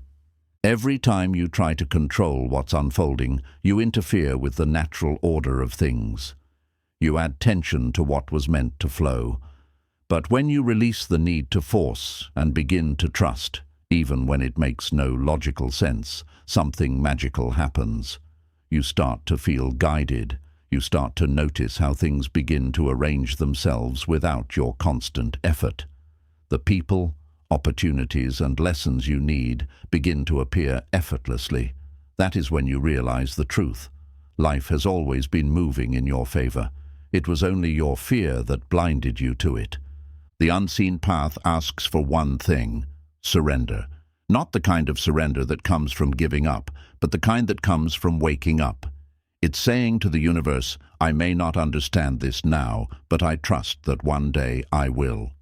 It's choosing peace over panic, presence over projection, faith over fear. It's understanding that you don't need to know the destination to keep walking. You only need to take the next step with love and awareness. In Buddhism, there's a teaching called anicca, impermanence. It reminds us that everything changes, everything passes. Nothing stays fixed, not joy, not sorrow, not confusion, not clarity. When you truly understand impermanence, you stop fighting life. You stop fearing the unknown, because you realize that the unknown is simply the next transformation. You begin to trust that what feels empty today may be full tomorrow. You stop asking, why is this happening to me? And begin to ask, what is this preparing me for? The unseen path also tests your patience. It stretches your capacity to wait without losing hope. Waiting is not a passive act, it's an act of faith. When you wait consciously, you are telling the universe, I trust your timing more than my impatience. You learn to sit in the discomfort of uncertainty, to breathe through not knowing, to believe that every delay holds divine purpose. Many people give up right before their breakthrough, not realizing that the silence they mistake for abandonment is often the final test of trust. To walk the unseen path means to embrace paradox, to find peace inside chaos, to find clarity inside confusion, to find light even when you can't see it yet. The greatest spiritual masters were not those who understood everything, but those who trusted when nothing made sense. The Buddha didn't reach enlightenment by controlling life, but by surrendering completely to it, sitting in silence, facing his own doubts, and allowing truth to reveal itself in its own time. The unseen path will often take away what you thought you couldn't live without.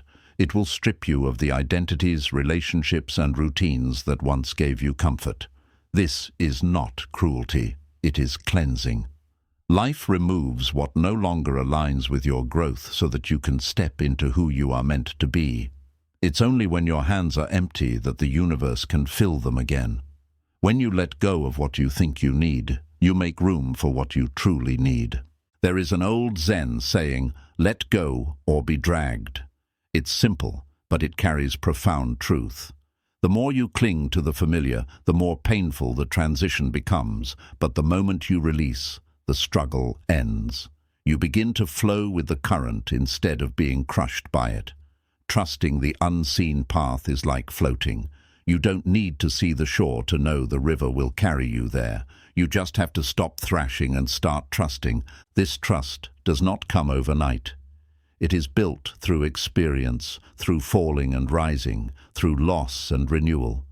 Each time life surprises you with an outcome better than you planned, your faith grows. Each time you survive something you thought would break you, your confidence in the flow deepens. Gradually, you start to see a pattern, a divine symmetry behind everything. You realize that nothing in your life was wasted. Even your mistakes served a purpose. Even your pain was part of your preparation. The unseen path also teaches humility. It humbles the mind that always wants control and replaces it with the heart's quiet wisdom. It reminds you that you are not the author of everything. You are the participant in a larger story written by the universe, and your role is not to dictate the script, but to live it with awareness, compassion, and courage. When you release your obsession with how and when, you create space for miracles to arrive in ways you could never have imagined. Sometimes trusting the unseen path means walking alone for a while. It means letting go of people who no longer resonate with your energy. It means facing silence without distraction. But solitude is not loneliness. It is sacred space. It's in solitude that you hear the whispers of your soul, the voice of intuition that gets drowned out in the noise of constant activity.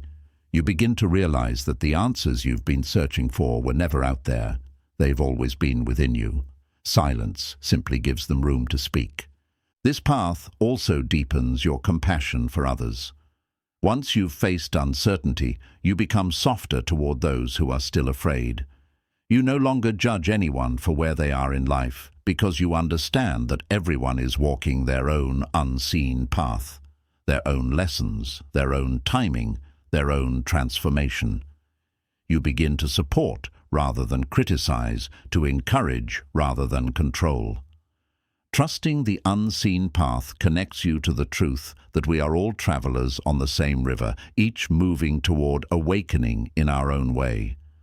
Over time, the more you trust, the more you see that the unseen path is not random at all. It is precise. Every detour is direction. Every loss is liberation. Every silence is space for something greater to arrive. You begin to live with a sense of quiet confidence. Not because you have all the answers, but because you no longer need them. You trust the flow of your life, the way a tree trusts the seasons. It doesn't panic when its leaves fall, because it knows spring will come again. When you reach this state of trust, your entire relationship with life changes. You no longer chase, you attract. You no longer fear, you flow. You stop needing to know how things will work out, because you know they will. You understand that life is not a puzzle to be solved, but a journey to be experienced. You stop trying to force clarity and begin to live beautifully inside mystery. This is the wisdom of the unseen path, the wisdom of surrender, patience, and faith. It teaches you to relax into the unknown, to trust that every moment, even the uncertain ones, carries purpose. It teaches you that you don't need to control everything to find peace. You only need to align yourself with life as it is. The more you align, the more peace you feel. The more peace you feel, the clearer your path becomes. When you live this way, even chaos becomes sacred. You see that the storm doesn't destroy you, it clears the way. The pain doesn't punish you, it purifies you. The endings don't break you, they free you. Every experience, even the difficult ones, becomes part of your spiritual training, shaping you into a being of depth, wisdom, and compassion. And then one day you look back and realize something miraculous. Everything that once confused you now makes sense. Every unanswered prayer led you somewhere better. Every closed door was protection. Every moment of darkness led you closer to light. You realized that the unseen path was never chaotic. It was divine choreography. You were never lost. You were being guided. You were never abandoned. You were being realigned. You were never falling apart. You were being rebuilt. That is the beauty of trusting life, even when you don't understand it. It turns confusion into clarity, pain into purpose, and fear into faith. It teaches you to stop asking why and start saying thank you. It brings you home to yourself, the self that is not afraid of the unknown because it is the unknown. So if you find yourself in the fog right now, if the path ahead is unclear, if life feels heavy, if nothing makes sense, remember this: the fog is not failure, it's formation. The universe is rearranging things on your behalf. The silence is not absence, it's preparation. The delay is not punishment, it's timing. Keep walking, keep trusting, keep breathing. You don't have to see the whole staircase, just the next step is enough. One day you'll look back and see that the unseen path was not a detour from your destiny. It was your destiny. Every shadow, every pause, every unknown moment led you exactly where you were always meant to be. You'll smile and whisper to yourself, I understand now. Until then, trust. Trust that you are being guided even when you can't see the guidance. Trust that your life is unfolding in divine order. Trust that everything that leaves makes space for what's meant to arrive. Trust that even in the dark, the path still exists, and that every step you take in faith lights the way forward. because the universe has never failed you. Not once. It never will. The quiet power of non-resistance, finding peace in what is. There is a quiet strength that doesn't shout, doesn't fight, and doesn't struggle, yet it moves mountains within you. It is the strength of non-resistance. It is the art of meeting life exactly as it is, without demanding that it be different. This is one of the deepest lessons of Buddhist wisdom, and one of the hardest for the human mind to accept. The ego believes that power means control, that peace means winning, that happiness means having everything go according to plan. But the truth, as all awakened souls discover, is that peace arises the moment you stop resisting what already exists. Non-resistance does not mean passivity or weakness. It does not mean you stop caring about change or give up on your dreams. It means you meet every experience, pleasant or painful, without the inner fight. It means you stop saying, "This shouldn't be happening," and start saying, "This is happening, and I will face it with awareness." That shift, simple as it sounds, changes everything. Because when you stop resisting, you stop wasting energy fighting reality. And that energy becomes wisdom, clarity, creativity, and calm. Think about it. How much of your suffering comes not from what is happening, but from your refusal to accept it? A delay frustrates you, not because of the delay itself, but because your mind insists it shouldn't exist. A heartbreak destroys you, not only because of the loss, but because you keep replaying the story of how it should have been different. Resistance adds a second layer of pain, the emotional layer built by the ego's demands. The Buddha compared this to being struck by two arrows. The first arrow is the event itself, unavoidable. The second is your reaction, self-inflicted. When you drop resistance, you stop shooting the second arrow. Life is not against you. The universe has no personal vendetta. Reality simply is, moving, shifting, evolving. Your peace depends on whether you move with it or against it. Resistance says, "I don't like this wave, I'll fight it." Non-resistance says, "I'll ride this wave until it passes." Both end up in the same ocean, but one arrives exhausted and broken, the other arrives with grace. To practice non-resistance is to remember that everything is impermanent. No joy or pain lasts forever. Every emotion, every season, every storm eventually dissolves. When you stop resisting, you see that even pain has a rhythm. It rises, peaks, and fades like a tide. You don't need to run from it or fight it.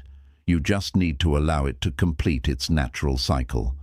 The moment you stop fearing it, it starts transforming into understanding.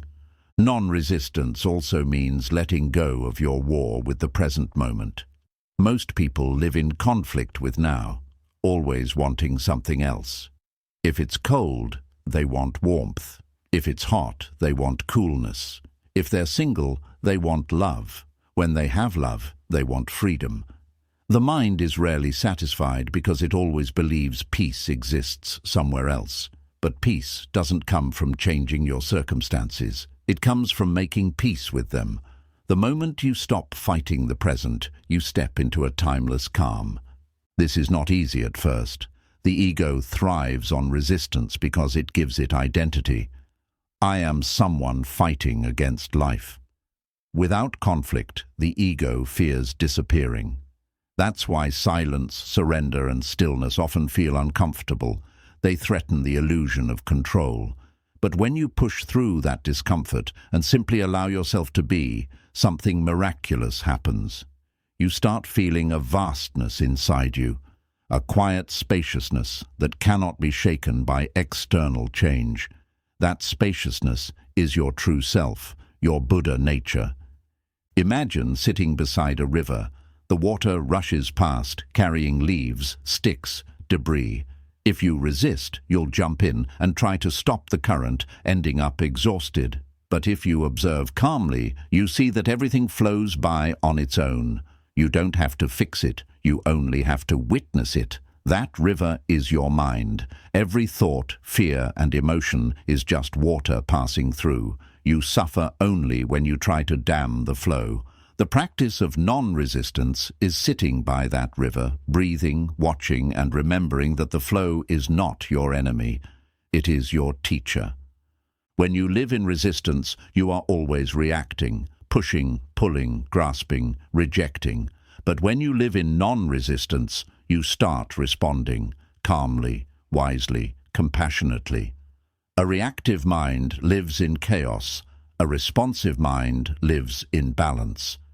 You begin to understand that peace doesn't come from escaping problems, but from meeting them with stillness. Non-resistance turns every challenge into a meditation. Every difficulty becomes an opportunity to practice awareness. Buddhism teaches that the nature of reality is dukkha, a kind of unsatisfactoriness that pervades all experience. It's not that life is all pain. It's that nothing in life stays fixed long enough to offer lasting fulfillment. When you resist this truth, you chase pleasure endlessly and run from pain endlessly, trapped in a cycle of craving and aversion. But when you embrace it, when you stop resisting the nature of impermanence, you find freedom. You stop needing everything to go your way because you realize peace doesn't depend on circumstances. It depends on acceptance. Acceptance doesn't mean you don't take action. It means your action comes from clarity instead of conflict. When you accept the reality of a situation, you can act wisely to improve it. Resistance blinds you. Acceptance illuminates you. For example, if you lose your job, resistance says, "This shouldn't have happened, it's unfair," and fills you with panic. Non-resistance says, "It happened. Now let me see what life is teaching me here." That clarity opens new possibilities, a new career, a new passion, a new version of you. Non-resistance also transforms relationships. When you stop resisting people, stop trying to change, fix, or control them, love begins to breathe again. You stop demanding perfection and start seeing humanity. You realize that everyone, including you, is a work in progress. Compassion grows naturally from this understanding. Instead of reacting to others' anger with your own, you respond with empathy. You understand that behind every act of hostility is fear. Behind every arrogance is insecurity. Behind every unkind word is pain. Resistance breaks connection. Acceptance restores it. The power of non-resistance extends to your inner world too. So much of our suffering comes from resisting ourselves, our emotions, our past, our flaws. We hide from sadness, shame, fear, pretending they don't exist. But what you resist persists. When you suppress emotion, it doesn't disappear. It waits beneath the surface, shaping your choices from the shadows. Healing begins the moment you stop running from yourself. Sit with your pain. Breathe into your fear. Acknowledge your anger without judgment. When you allow your emotions space to exist, they begin to release their grip. You learn that feelings are visitors. Let them come. Let them go. Non-resistance is not about indifference. It's about intimacy with life. It's saying yes even to the parts of life you don't understand. It's trusting that beneath chaos there is order, beneath pain there is purpose, beneath endings there is renewal. The lotus, one of Buddhism's greatest symbols, grows in mud, not in clean water. The mud doesn't pollute it, it nourishes it. Similarly, your challenges are the soil of your awakening. Resisting them is like rejecting the very ground that helps you bloom. When you begin to live this way, everything softens. You stop bracing yourself for life and start flowing with it. You stop trying to control others and start understanding them. You stop fighting the past and start learning from it. The tension that once ruled your body begins to fade. Your breath becomes deeper. Your sleep becomes easier. You walk slower. You speak with more care. Non-resistance turns your whole life into a meditation, a continuous state of awareness where every act, no matter how small, becomes sacred. Of course, there will still be times when resistance rises, when fear, anger, or frustration grip you. But even that can be met with awareness. Instead of resisting resistance, you observe it. You say to yourself, "Ah, here is my mind trying to control again. Here is my fear of the unknown." And with that observation, the energy shifts. Awareness itself is the beginning of freedom. The more you practice, the more quickly you return to center. Eventually, you realize that non-resistance doesn't just bring peace, it reveals truth. When you stop fighting what is, you begin to see things as they are, not as you wish them to be. This clarity allows wisdom to emerge naturally. You no longer act from illusion, you act from understanding. Life stops feeling like a battle to win and starts feeling like a journey to witness. There is a story of a monk who was asked, "What is enlightenment?" He replied, "When hungry, eat; when tired, sleep." The simplicity of that answer captures the heart of non-resistance. Enlightenment is not some distant mountain peak. It's total harmony with the moment. When you are cold, feel the cold fully. When you are sad, feel the sadness fully. When you are joyful, feel the joy fully. Whatever arises, let it arise. Whatever passes, let it pass. When nothing inside you fights reality, you live in peace, no matter what the outer circumstances are. Non-resistance also awakens gratitude.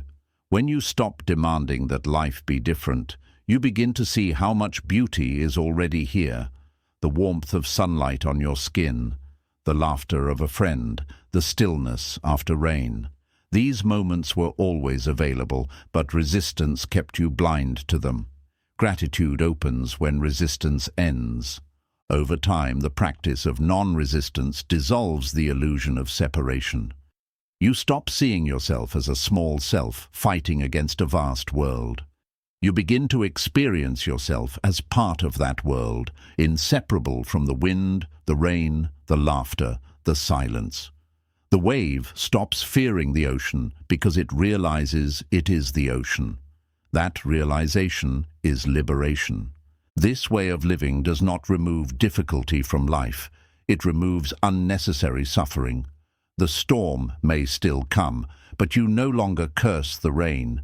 You let it fall, knowing it too will pass. You may still face heartbreak, but you no longer drown in it. You let love's lessons shape you.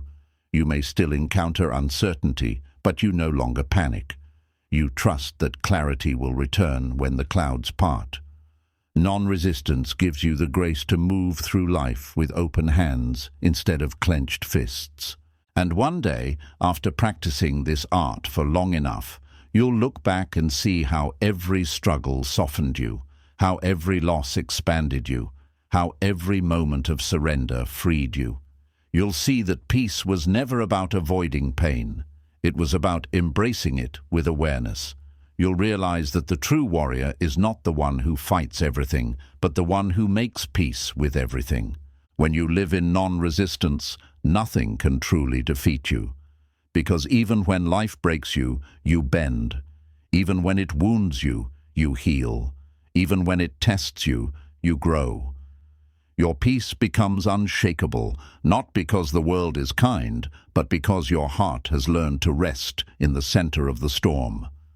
This is the quiet power the Buddha spoke of, the power of one who has stopped fighting and started flowing, the power of one who meets every sunrise and sunset with equal grace, the power of one who no longer asks life to be perfect, but chooses to love it as it is. So, if you are weary from struggle, if you are tired of trying to make everything go your way, stop. Just stop for a moment. Breathe. Look around.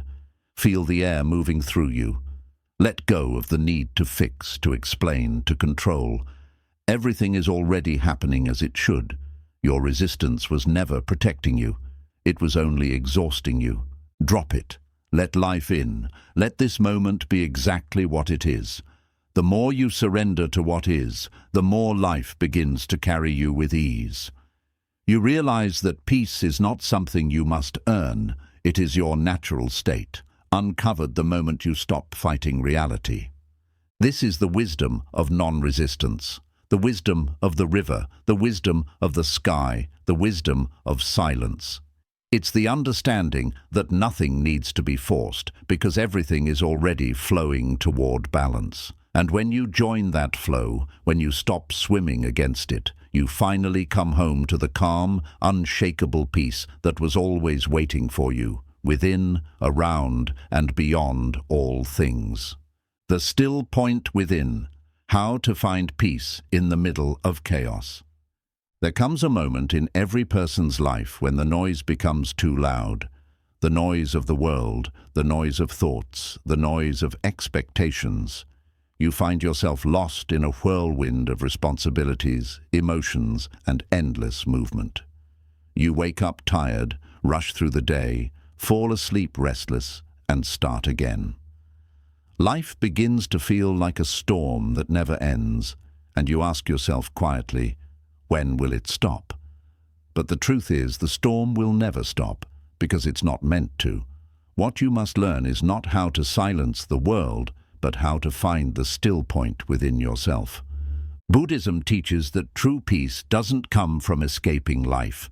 It comes from embracing it fully, from standing calmly in the middle of the storm and realizing that within you there is a place that cannot be touched by the wind.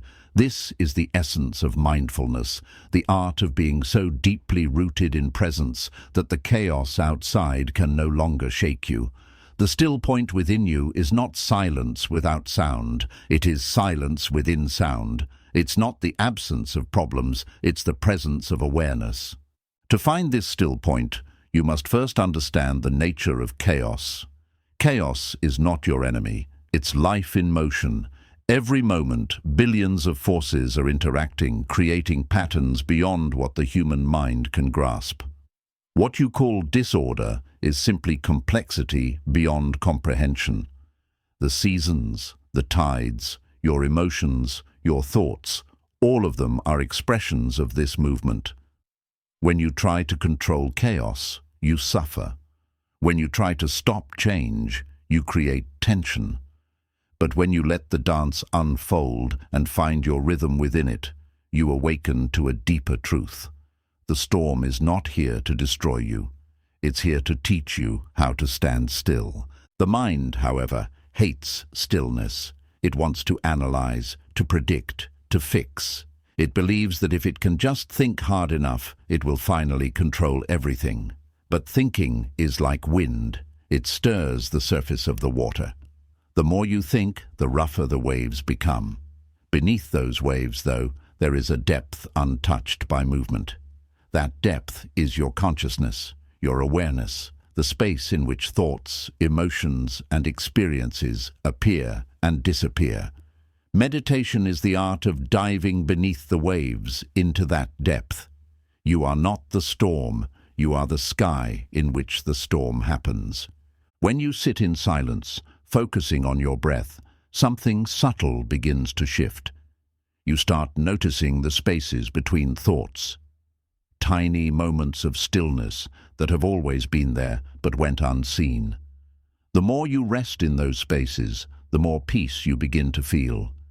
Gradually, you realize that peace is not something you create, it's something you uncover. It's been hidden beneath layers of noise, waiting patiently for your attention to return. Finding the still point is not about running away from the world. It's about learning how to remain present within it.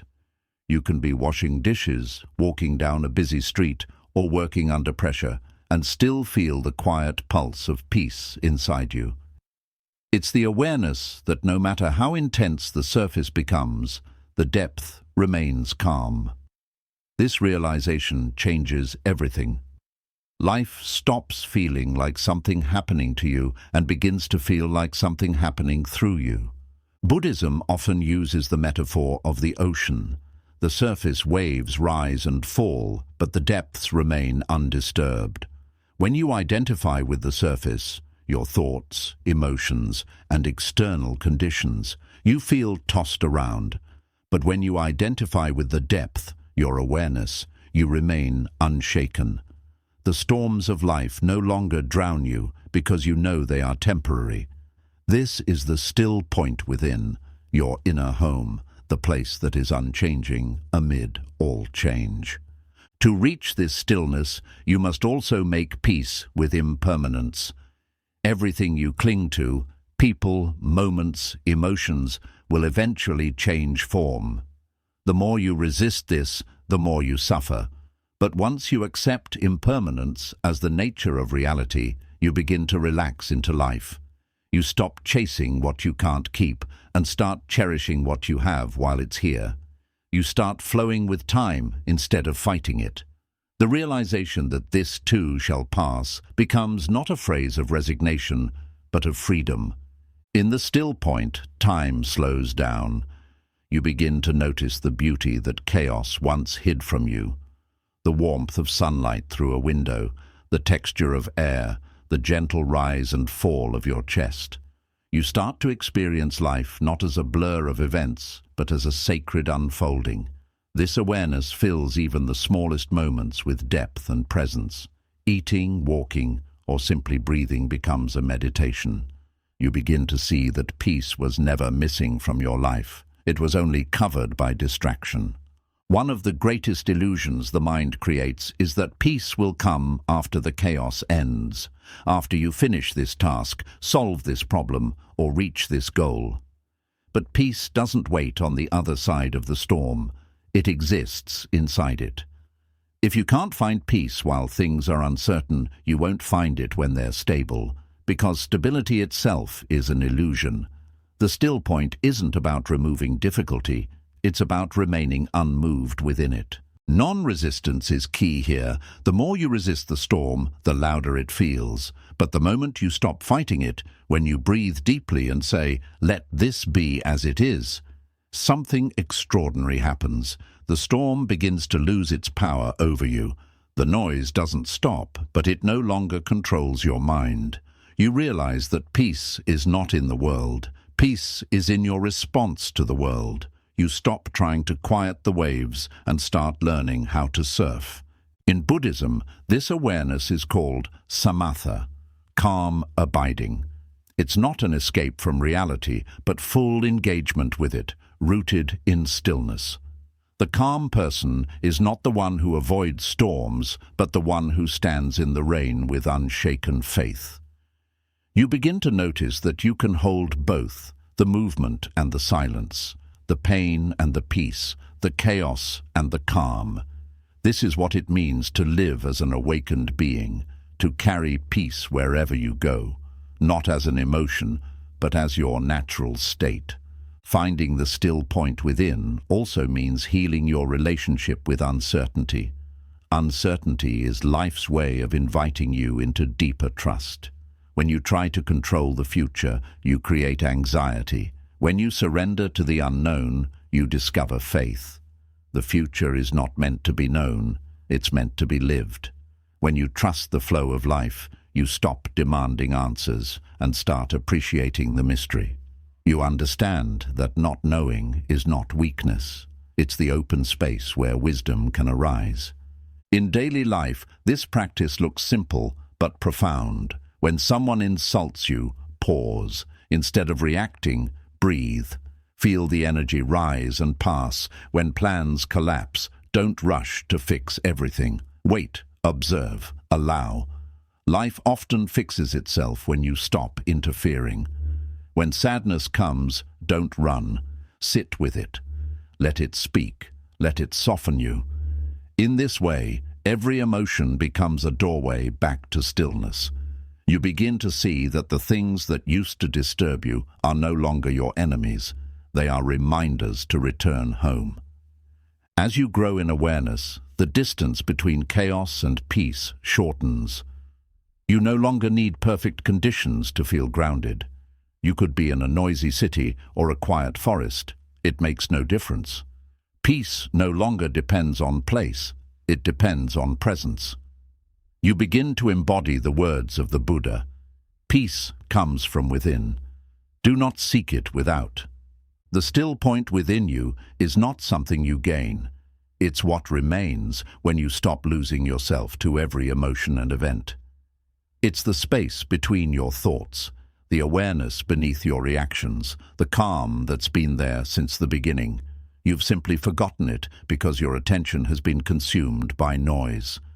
Meditation, mindfulness, silence, all these practices are not about becoming something new, but remembering what's already there. Over time, you start living from that stillness naturally. You listen more deeply, speak more slowly, and act more consciously.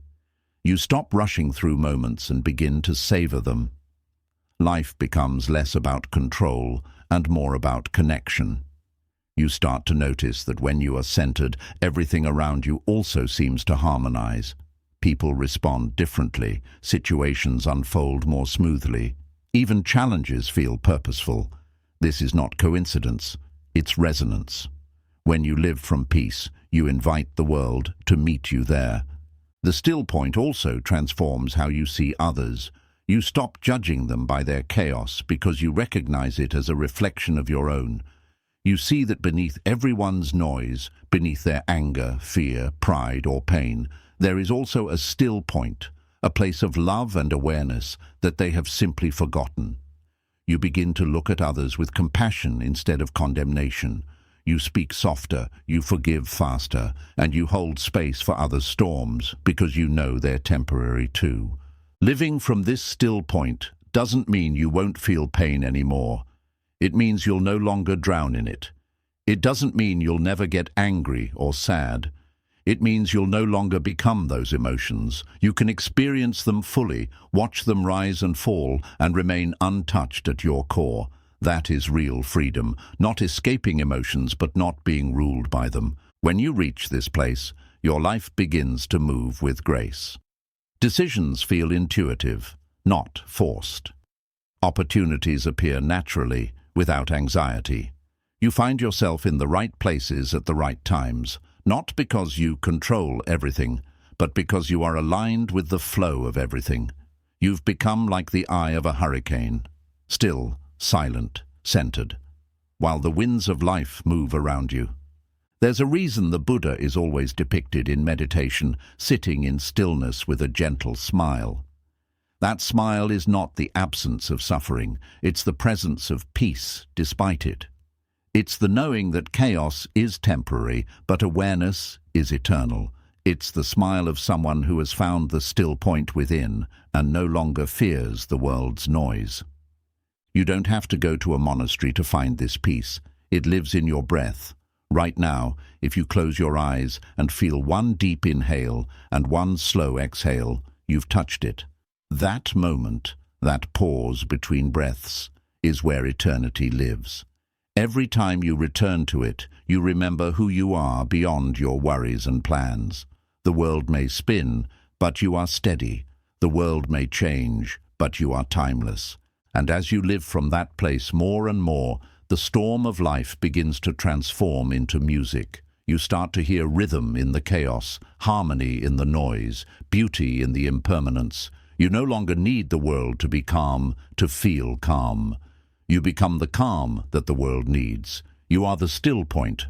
So when life becomes overwhelming, when nothing makes sense, when the storm feels endless, stop searching for peace in the world. Turn inward, sit down, breathe, listen. Underneath all the movement, there is a silence that is untouched. That silence is you. That still point has been waiting for you all along, patient, infinite, and whole. The chaos will continue. The world will rise and fall, expand and contract, create and destroy. But you, the awareness behind it all, remain. That is your refuge. That is your truth. That is the still point within. The eternal heart of peace that no storm can ever break. The path of surrender, becoming one with the flow of existence. There comes a time in your spiritual journey when effort begins to exhaust you. You've tried everything, plans, strategies, affirmations, visualizations, and yet, somehow, life still moves in ways you don't expect. The harder you push, the more resistance you meet.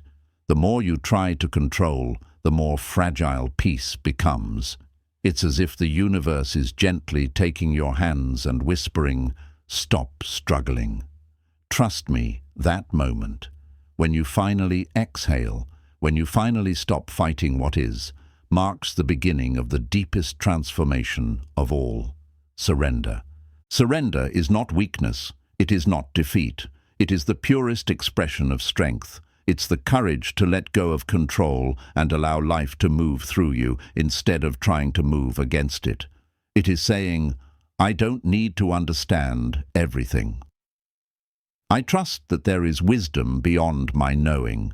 It's the realization that you were never supposed to steer the entire river, only to flow with it. Buddhism teaches that suffering arises not from pain itself, but from resistance to it. We suffer because we cling to outcomes, to expectations, to the illusion of control. The tighter we hold, the more we break. Surrender, then, is the art of unclenching. It's the act of opening your palms and letting go of what was never truly yours to hold. It's freedom disguised as stillness. To surrender is to bow before the truth of impermanence. It's to understand that everything in this world, every relationship, every success, every joy, every sorrow, is temporary. You can love deeply, work passionately, and still know in your heart that nothing will stay the same forever. This awareness doesn't make life cold, it makes it sacred. Because when you know that every moment is fleeting, you stop taking it for granted. You stop rushing through your days. You begin to live with tenderness, cherishing the way sunlight touches your face, the laughter that echoes for only a few seconds, the simple miracle of breathing. Surrender is the quiet reverence that arises when you stop demanding that life last forever and start loving it as it is. Many people misunderstand surrender. They think it means giving up, becoming passive, weak, or indifferent. But in truth, surrender is an awakening into higher participation with life. When you surrender, you don't stop acting. You stop acting out of fear. You still move, but you move from trust. You still make choices, but they are no longer born from desperation. You become like bamboo, flexible, rooted, and strong enough to bend without breaking. Surrender asks you to lay down your war with reality. Most of us live in constant resistance, wanting things to be other than they are. We want different circumstances, different people, different outcomes. But the more we resist, the more tension we create inside ourselves. That tension doesn't change life, it only drains us. When you surrender, you release the war. You stop arguing with what's already here. You begin to see that every moment, no matter how imperfect, carries its own kind of grace. Buddha once said, "Nothing ever goes away until it has taught us what we need to know." Surrender is the willingness to learn rather than escape. Instead of asking, "Why is this happening to me?" you ask, "What is this trying to teach me?" That one question transforms everything. Suddenly, life stops being a series of random events and becomes a sacred conversation between you and the universe. Every obstacle becomes a messenger. Every ending becomes an initiation. True surrender often begins with pain. It begins when you've done everything in your power and nothing works. When your plans collapse, when the path disappears, when your strength finally runs out, that's when you find yourself standing at the edge of your limits. And in that stillness, something beautiful happens. You realize that the one who was fighting life was never life itself. It was you. You realize that control was an illusion, and in that moment of humility, a door opens inside you. You step through it, not because you understand, but because you trust. Surrender feels like falling, but it's actually flying. The fall is only frightening because you've forgotten that the universe has always been holding you. Every time something falls apart, something else is quietly being born. Every time you let go of one chapter, another begins writing itself in the background. You can't see it yet, but it's forming. just as dawn forms in the dark before you notice the first light. When you live in surrender, you stop trying to force life into your timeline. You begin to move with the seasons of your own becoming. You understand that some seasons are for blooming, others for resting. Some are for giving, others for receiving. You stop fighting the winter of your soul and trust that spring will come again. You realize that patience is not waiting helplessly, it's trusting actively. Surrender also transforms the way you see failure. You begin to see that failure is not the opposite of success, it's part of it. Every so-called mistake was simply a redirection. Every disappointment was protection. Life's rejections are often its most sacred redirections, but you can only see this truth in hindsight. Surrender allows you to trust it in real time. It allows you to say, even if I don't see it now, I know this too has meaning. As your surrender deepens, so does your peace. You stop needing constant answers.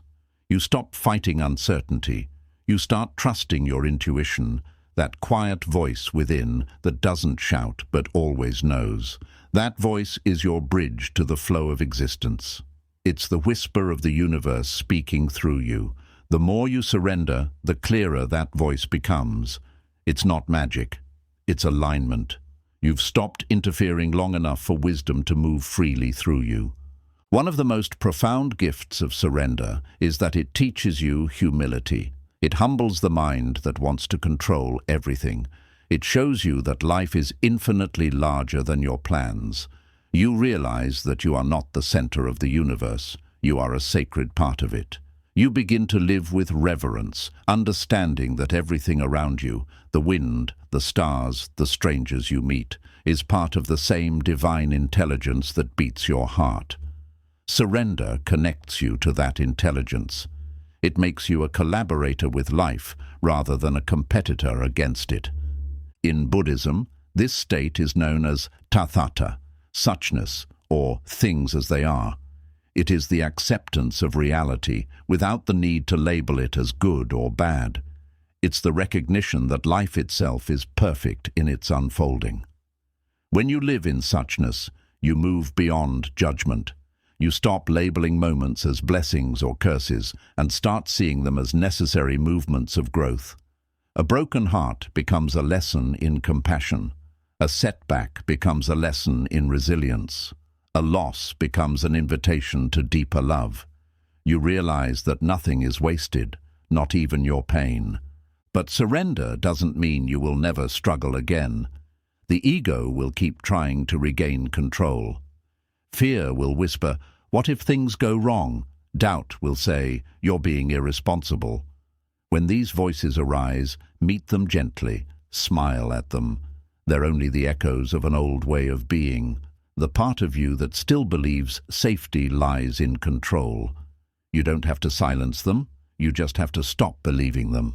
When you practice surrender long enough, your life becomes softer, lighter, and more effortless. Things that once frustrated you no longer hold the same weight.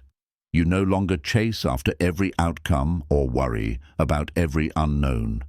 You start to notice how life begins to flow more smoothly. Not because it suddenly changed, but because you did. You stopped resisting. You became like a river flowing around rocks instead of crashing against them. Surrender also changes the way you love. You stop loving with fear and start loving with freedom. You no longer cling to people out of need. You no longer fear losing them because you understand that love doesn't belong to you. It flows through you. You become grateful for those who enter your life and peaceful when they leave. Love becomes less about possession and more about presence. This kind of love never breaks because it doesn't depend on control, it depends on surrender. At the deepest level, surrender is remembering who you really are. You are not the anxious mind trying to control life. You are the awareness witnessing it. You are not separate from the universe. You are an expression of it. The same intelligence that guides the stars guides you. When you surrender, you realign with that truth. You stop living as a wave terrified of crashing and realize you are the entire ocean, vast, eternal, and free. This understanding doesn't make you passive, it makes you powerful in a new way. You act without attachment, you create without desperation, you give without expectation, you live without fear. Every decision becomes guided by intuition rather than insecurity. Every step feels lighter because you are no longer dragging the weight of control. Surrender turns life into a sacred dance. You move, life moves. You fall, life catches you. You lose, life restores you. You no longer see yourself as the doer, but as the dancer being moved by a divine rhythm. That rhythm doesn't always make sense to the mind, but it always leads you where you're meant to go. And then, one day, you look back and realize that the moments you feared the most were the ones that freed you. The doors that closed were the ones that saved you. The pain that broke you was the force that opened your heart. You realized that you were never alone, not even for a single breath. Life was always guiding you toward awakening, even through the darkness. Surrender is not the end of your journey. It's the beginning of real living. It's the shift from fear to faith, from control to cooperation, from resistance to flow. It's the realization that you don't need to fight for your place in the world. You already belong to it. The wind belongs to the sky, the river belongs to the sea, and you belong to life. So breathe deeply. Exhale your need to know everything. Let the weight of control fall off your shoulders. Trust that where you are is exactly where you need to be, not because it's perfect, but because it's real. Life doesn't need your control, it needs your participation. And the most powerful way to participate is to surrender, to flow, to trust, to be. When you live this way, every moment becomes sacred. Even pain glows with hidden light. Even endings hum with quiet beginnings. You begin to walk through life with a peaceful strength, not because everything is easy, but because you no longer resist what is hard. You've become one with the flow of existence, and in that unity you discover the greatest secret of all, the way of the empty cup, how to receive the wisdom of life. There is an ancient Zen story about a master and a scholar.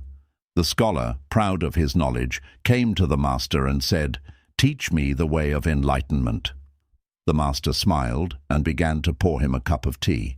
He kept pouring until the tea overflowed, spilling across the table and onto the floor. Shocked, the scholar cried, "Stop! The cup is full. It can't hold any more."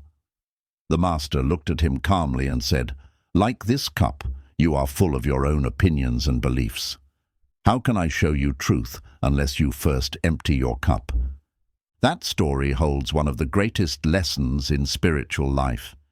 You cannot learn, grow, or receive wisdom if your mind is already full. The way of the empty cup is the way of openness, the art of letting go of what you think you know, so that life can teach you what you truly need to know. It is the practice of surrendering pride, certainty, and mental clutter so that awareness can flow freely through you. In Buddhism, the beginner's mind, Shoshin, is considered sacred. It is a mind that is curious, humble, and unburdened by assumption. It doesn't cling to fixed opinions. It listens deeply to life. It observes rather than argues. It asks questions rather than defends conclusions. When you cultivate beginner's mind, you rediscover wonder, the same wonder a child feels when they see the world for the first time. Everything becomes alive again. Every moment becomes a teacher. But in our modern world, the mind is rarely empty. It is crowded, full of noise, full of opinions, full of borrowed truths. We live in a time where everyone wants to speak, but few want to listen, where knowledge is collected, but wisdom is neglected. We scroll endlessly, absorb endlessly, and react endlessly, but rarely do we pause to reflect. The mind becomes heavy, burdened not by lack of information, but by the excess of it. And in that heaviness, wisdom cannot enter. The cup is too full. The way of the empty cup is not about ignorance, it's about humility. It's not about knowing nothing, it's about realizing how little we truly understand. You may have studied scriptures, philosophies, or self-help books, but until you experience life directly, until you sit in silence with your own thoughts, until you face loss, love, pain, and change, knowledge remains theoretical. True wisdom begins when you stop trying to master life intellectually and start listening to it experientially. To empty your cup means to loosen the grip of your ego. The ego wants to be right. It wants to label everything as good or bad, mine or yours, success or failure. It thrives on separation. But the moment you begin to empty it, the moment you stop identifying with your judgments, a vast space opens inside you. That space is not emptiness in the negative sense. It is pure potential. It's like the sky after a storm, clear, still, ready to reflect the sunlight. When the mind is uncluttered, truth becomes visible. This practice of inner emptiness is not easy because the ego fears silence. It finds safety in noise and opinions. Silence feels like death to the part of you that survives on mental chatter. That's why meditation feels uncomfortable at first. Sitting quietly with yourself can feel like facing a void, but that void is not your enemy. It's your doorway. The silence you fear is where your real self begins to speak. When you live with an empty cup, life itself becomes your teacher. Every situation, pleasant or painful, carries a lesson if you're willing to listen. The loss you once cursed becomes a mirror for self-discovery. The person who irritates you becomes a reflection of your own impatience. The challenge that frustrates you becomes a test of your strength. You stop asking, "Why is this happening to me?" and start asking, "What is this teaching me?" The difference between suffering and awakening is not circumstance, it's perspective. In Buddhist practice, even pain is a form of teaching. Suffering, when observed with awareness, reveals the attachments that cause it. Anger shows where love is blocked. Fear shows where trust is missing. Sadness shows where you've been holding on. The empty cup accepts these emotions without judgment. It doesn't label them as good or bad. It simply watches them, learns from them, and lets them pass. You cannot transform what you refuse to face, and you cannot face what your mind is too full to see. The way of the empty cup also means letting go of spiritual pride. Once you start walking the path of self-discovery, it's easy to fall into the trap of believing you've arrived. You meditate daily, you read spiritual texts, you quote wise teachings. But if your heart still closes when criticized, or your peace vanishes when challenged, your cup is still full. Wisdom doesn't make you superior, it makes you simpler. The truly awakened person doesn't boast about enlightenment. They live it quietly, humbly, through kindness, patience, and compassion. When your cup is empty, you no longer seek validation through being right. You stop needing to convince others to see the world your way. You stop clinging to labels like spiritual, successful, or enlightened. You realize that truth doesn't need to be defended, it just needs to be lived. An empty cup doesn't argue, it reflects. It doesn't shout, it listens. It doesn't claim possession of wisdom, it allows wisdom to flow through it. Living with an empty cup also changes the way you relate to people. Instead of judging them through your own filters, you begin to see them as they are.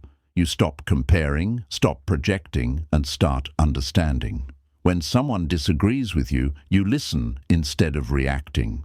When someone hurts you, you respond with compassion rather than vengeance. You recognize that everyone is carrying their own full cup, their own beliefs, fears, and experiences, and that sometimes they too just need space to empty. In relationships, the empty cup allows love to breathe.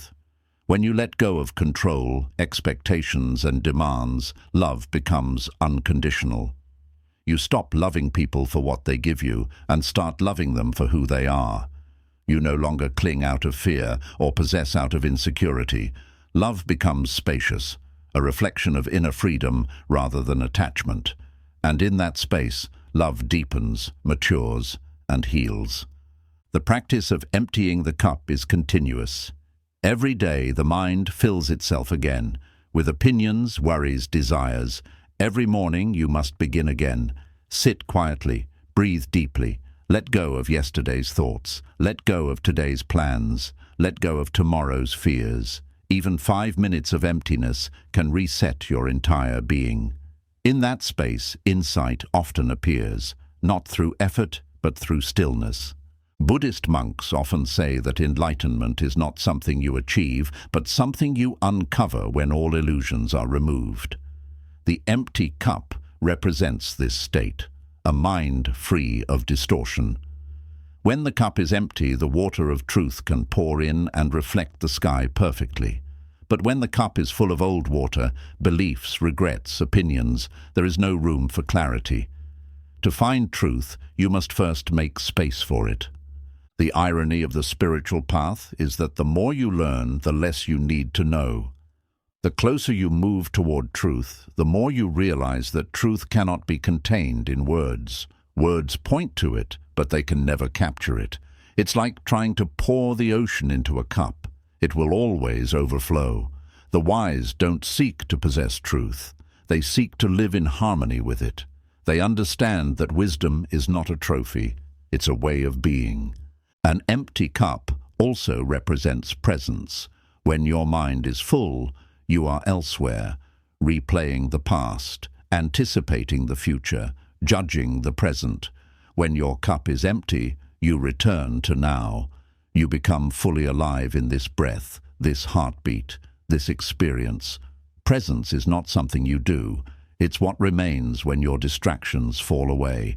It's the natural state of consciousness, pure, still, awake. The empty cup is freedom. When you are no longer attached to opinions, you become unshakable. When you no longer cling to identity, you become boundless. When you no longer seek certainty, you find peace. You realize that you don't need to hold everything. You just need to hold awareness.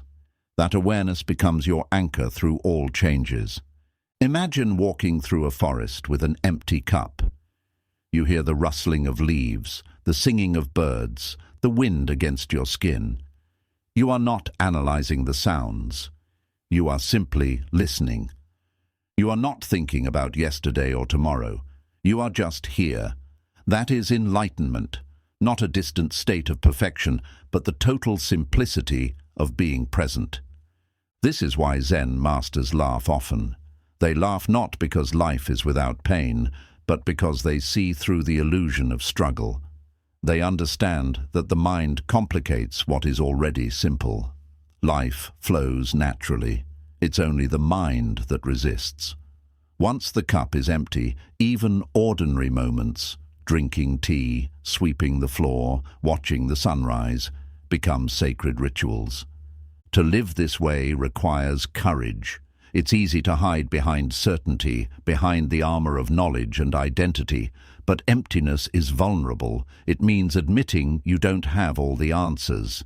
Yet in that vulnerability lies strength, because the one who admits, "I don't know," is open to discovering everything. The one who empties themselves becomes a vessel for truth, compassion, and divine intelligence.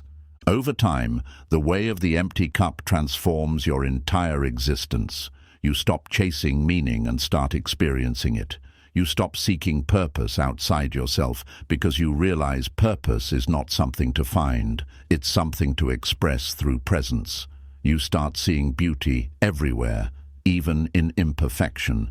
You understand that wisdom is not accumulation, but subtraction, removing what is false until only truth remains. When you walk this path long enough, you begin to notice a profound lightness. Life feels spacious, effortless. The same world that once felt heavy now feels luminous. You no longer resist change. You dance with it. You no longer fear loss. You see it as renewal. You no longer cling to certainty. You trust the mystery. You have emptied your cup, and in doing so, you have made room for life, to pour in endlessly. And one day you look back and realize that the wisdom you sought was never out there. It was within you all along, waiting beneath the clutter of thought, ego, and fear. The teachings, the books, the teachers, they were never giving you something new. They were helping you remember what was always yours. You bow to life itself, your greatest teacher, and whisper, "Thank you." The way of the empty cup is the way of true freedom. It's not about gathering more, it's about releasing more. The less you carry, the more clearly you see. The less you cling, the more deeply you love. The less you know, the more you understand. So every day, empty your cup. Empty it of judgment. Empty it of expectation. Empty it of the need to be right. Let silence fill the space where noise once lived. Let curiosity replace conclusion. Let wonder return to your eyes. When your cup is empty, life will pour into you endlessly, not as chaos, but as clarity, not as burden, but as blessing. You will realize that the universe has been speaking to you all along, but your cup was too full to hear, and in that sacred stillness, you will finally understand what the Zen master meant. The sacred art of stillness, discovering the infinite in the quiet moments of life. In a world that glorifies motion, stillness has become one of the most radical acts of awakening.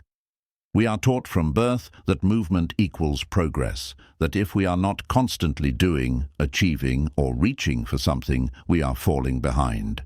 But what if true progress has nothing to do with how fast we move, and everything to do with how deeply we can be? What if the greatest discoveries of your life are not found in the noise of doing, but in the silence of being? This is the sacred art of stillness, the practice of returning to the center of your being, where peace, clarity, and truth have always lived. It is not about escaping life, but learning how to live it from the deepest part of yourself.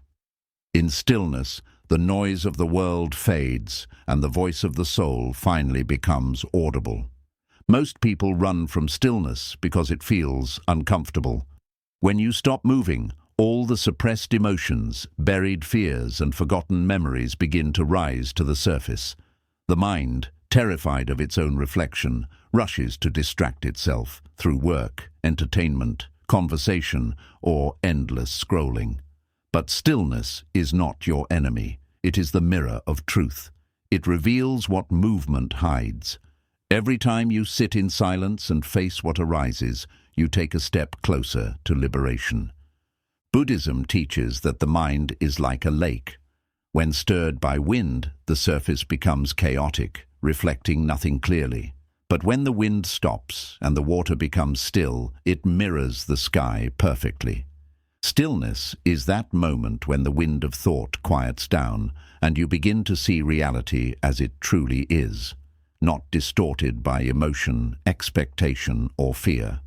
This doesn't mean you must live without thought or activity. It means learning to carry stillness into everything you do.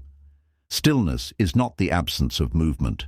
It is the presence of awareness. You can walk through a noisy street and still be inwardly still. You can work, speak, love, and create, all while resting in the silence beneath the surface of things.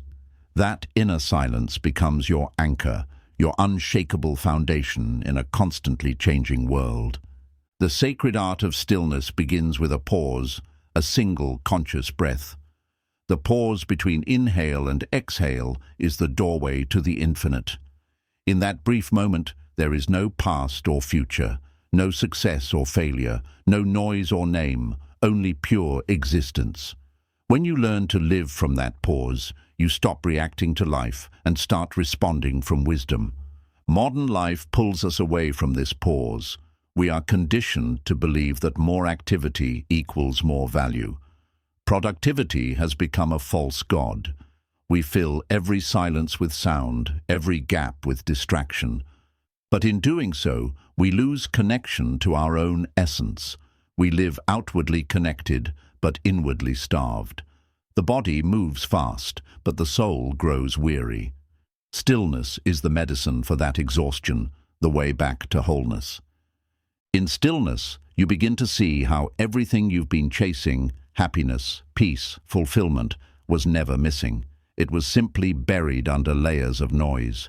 You realize that silence is not empty, it is full of presence. Every great insight, every true act of creativity, every moment of profound peace arises not from thinking, but from stillness. The Buddha found enlightenment not in movement, but in sitting beneath a tree in silence. The greatest truths of existence are whispered, not shouted. You can only hear them when you stop running. When you practice stillness, time begins to change. Minutes stretch into eternity, the ticking of the clock fades, and you enter a deeper rhythm, the rhythm of being. You become aware of subtleties you never noticed before, the breath of wind on your skin, the faint hum of life around you, the beating of your own heart. You begin to live fully in the moment, and in that fullness, eternity reveals itself. Stillness is not about isolation. It is not about retreating from life. It's about learning to find the sacred in the ordinary.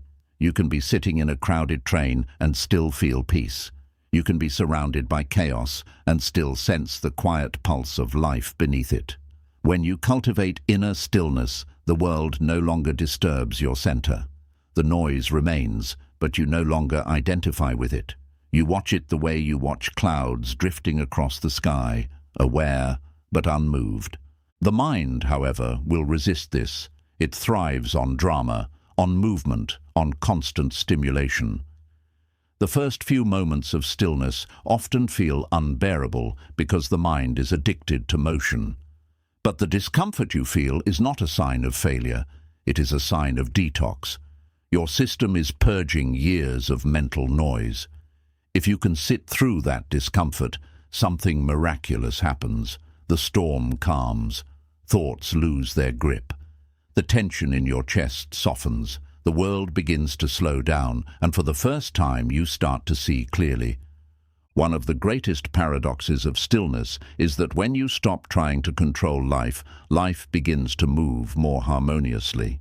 When you stop forcing answers, clarity arises on its own. When you stop chasing peace, peace begins to chase you. Stillness does not make you passive. It makes you powerful in a new way, a quiet power that comes from alignment rather than effort. It's the power of water, soft yet unstoppable, calm yet capable of carving through mountains.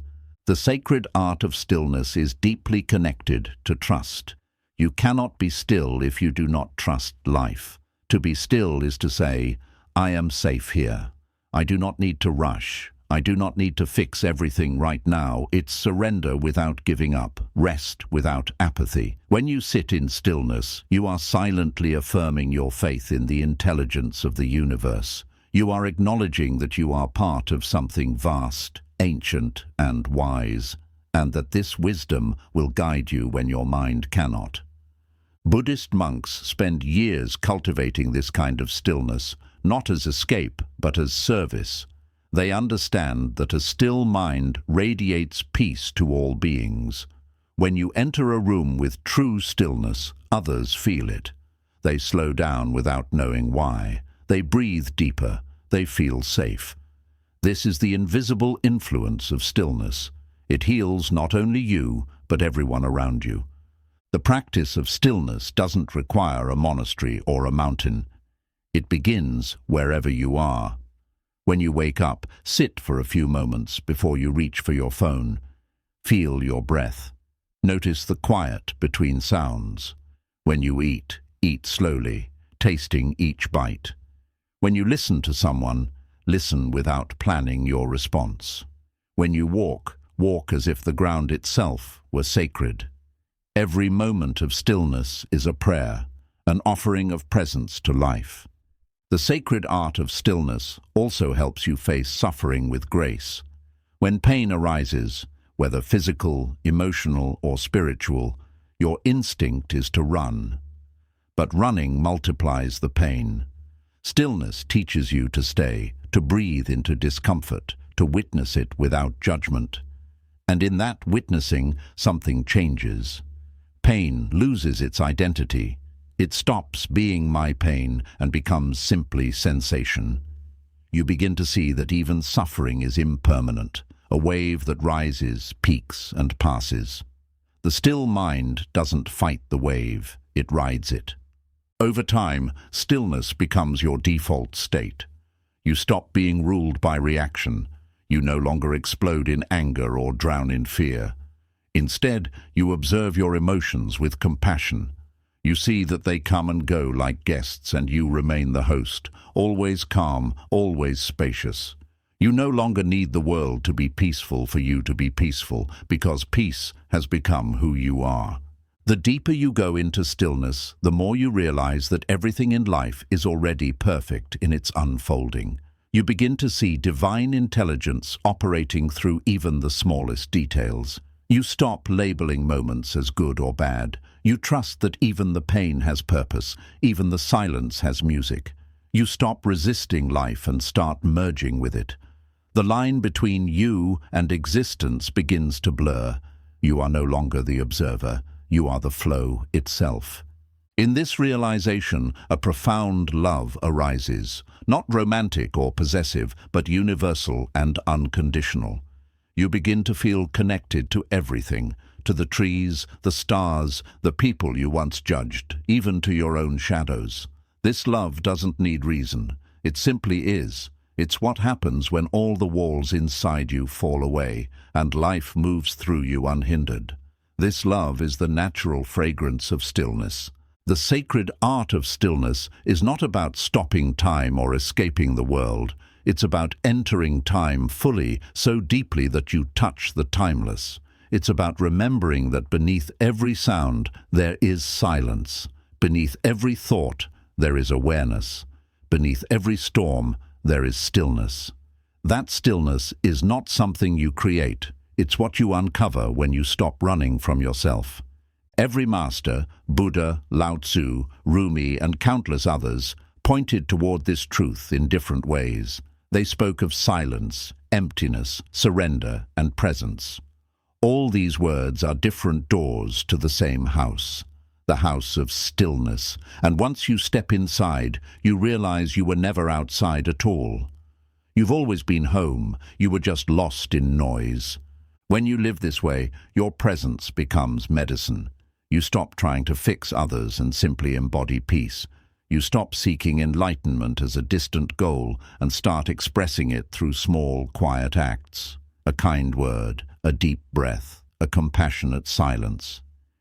You realize that enlightenment is not a destination at the top of a mountain. It's the way you sit, walk, and breathe through the valleys of daily life. The sacred art of stillness teaches you that silence is not emptiness, it's fullness. It's the space where everything exists before it takes form. When you connect to that space, creativity flows effortlessly. Wisdom arises spontaneously. You don't have to force insight. It comes naturally, like sunlight breaking through clouds. You begin to trust your inner knowing more than your external seeking. And then one day, you find yourself sitting in silence, perhaps early morning, perhaps during a quiet moment of the day, and something extraordinary happens. You realize that there is no longer a seeker and something to seek. There is no longer an inside and outside, no you and life. There is only this vast, peaceful presence, boundless, eternal, aware. You realize that this is what the sages were always pointing to when they spoke of enlightenment. Not a state of perfection, but a state of profound stillness. The recognition that you were never separate from the infinite. When you taste that stillness, even for a moment, it changes you forever. You begin to live differently. You speak less and listen more. You react less and observe more.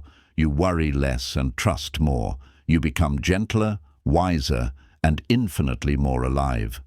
The noise of the world continues, but now you can hear the silence within it, the heartbeat of existence itself. So slow down, breathe, sit in stillness, not to escape, but to remember. The world will still move, the tides will still rise and fall, the seasons will still change, but in the center of it all you will remain, vast, silent, unshakable. This is the sacred art of stillness, to find the infinite within the fleeting, to discover the divine in the ordinary, and to realize that beneath every moment of chaos, peace has always been waiting, not outside you, but within you. For when the world grows loud and restless, stillness whispers the only truth that matters. You are not the storm.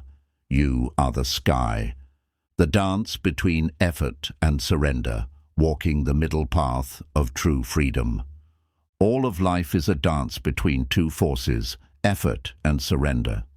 Every sunrise pushes forward, and every sunset lets go. Every breath begins with expansion and ends with release. The heart beats, then pauses. The ocean rises in waves, then withdraws into stillness. Existence itself moves in rhythm between doing and being, between striving and yielding, and so must we. The Buddha called this rhythm the middle path, the way between extremes, the balance between action and acceptance, between will and faith. Most people live swinging wildly between the two. They either live in constant effort, pushing, controlling, forcing life to obey their desires, or they swing to the other side, falling into passivity, convincing themselves that surrender means inaction. But true mastery lies in the balance, in learning how to move when it's time to move, and to rest when it's time to rest. This is the secret harmony of life, effort with awareness, surrender with wisdom. To understand this dance, you must first understand both partners. Effort is movement. It's the fire within you that wants to create, to build, to grow, to reach higher. Surrender is trust. It's the space that allows everything to breathe, to unfold naturally, to return to equilibrium. Effort without surrender becomes exhaustion. Surrender without effort becomes stagnation. When the two move together, you enter a flow where life no longer feels like struggle. It feels like harmony. Buddhism teaches that both effort and surrender are sacred. In meditation, for example, you need effort to sit upright, to bring the wandering mind back to the breath. But you also need surrender, the letting go of expectation, the acceptance of what arises. If you push too hard, the mind becomes tense. If you let go too much, you fall into dullness. Only balance brings clarity. Life works the same way. We live in a world obsessed with effort. Work harder, we are told. Never stop grinding. Hustle until you win. Effort has become our religion, but this relentless striving has left humanity restless. We chase success and lose peace. We gain comfort and lose connection. We achieve everything and yet feel empty inside. Why? Because constant effort without surrender disconnects us from the flow of life. It's like rowing against the current, exhausting and directionless. Effort is necessary, but only when it's aligned with awareness. Aligned effort comes from the heart, not the ego. It's not about proving your worth, but expressing your nature. A flower doesn't struggle to bloom. It simply follows the rhythm of its being. The same intelligence that makes the flower bloom also lives within you. When you align your actions with that intelligence, when your doing arises from presence, not pressure, your life begins to flow. That is effortless effort. But what about surrender? Surrender is often misunderstood. It's not giving up. It's giving in to a deeper intelligence. It's releasing the illusion that you are the one controlling everything. The seed doesn't demand rain. It trusts the soil and the sun. The river doesn't fight gravity. It surrenders to its path toward the sea. In surrender, you stop fighting life and allow it to guide you. You stop forcing outcomes and begin to trust timing. This doesn't mean you stop moving, it means you stop struggling. The dance between effort and surrender is one of listening. You listen to your inner rhythm, to when it's time to act and when it's time to rest. In some moments, life asks you to climb the mountain. In others, it asks you to sit and watch the sunrise. Both are part of the same journey. The wisdom is in knowing which is which. Many people mistake surrender for laziness or weakness, but in truth, surrender requires great strength. It takes courage to trust what you cannot control. It takes faith to stop pushing when every part of your mind screams that you must keep going. It takes maturity to recognize that sometimes the most powerful action is stillness. Surrender doesn't mean you lose control. It means you realize control was never the goal. Peace was. When effort and surrender become one, your actions become like breathing, natural, rhythmic, unforced. You stop living like a soldier at war with life and start living like a dancer moving with it. Each step arises from the music of the moment. You no longer chase outcomes, you allow them. You no longer fear change, you flow with it. Life stops being something to conquer and becomes something to cooperate with. Buddhism calls this flow right effort, the kind of effort that doesn't come from craving or fear, but from mindfulness. Right effort means doing what must be done without attachment to the result. It's like tending a garden. You plant, water and care for the soil, but you don't scream at the plants to grow. You trust the process. The reward of mindful effort is peace, regardless of outcome. In contrast, wrong effort comes from ego, from the need to control, achieve and prove. This effort creates tension. It's rooted in fear. Fear of failure, fear of inadequacy, fear of being unseen. It's a desperate attempt to force life into submission.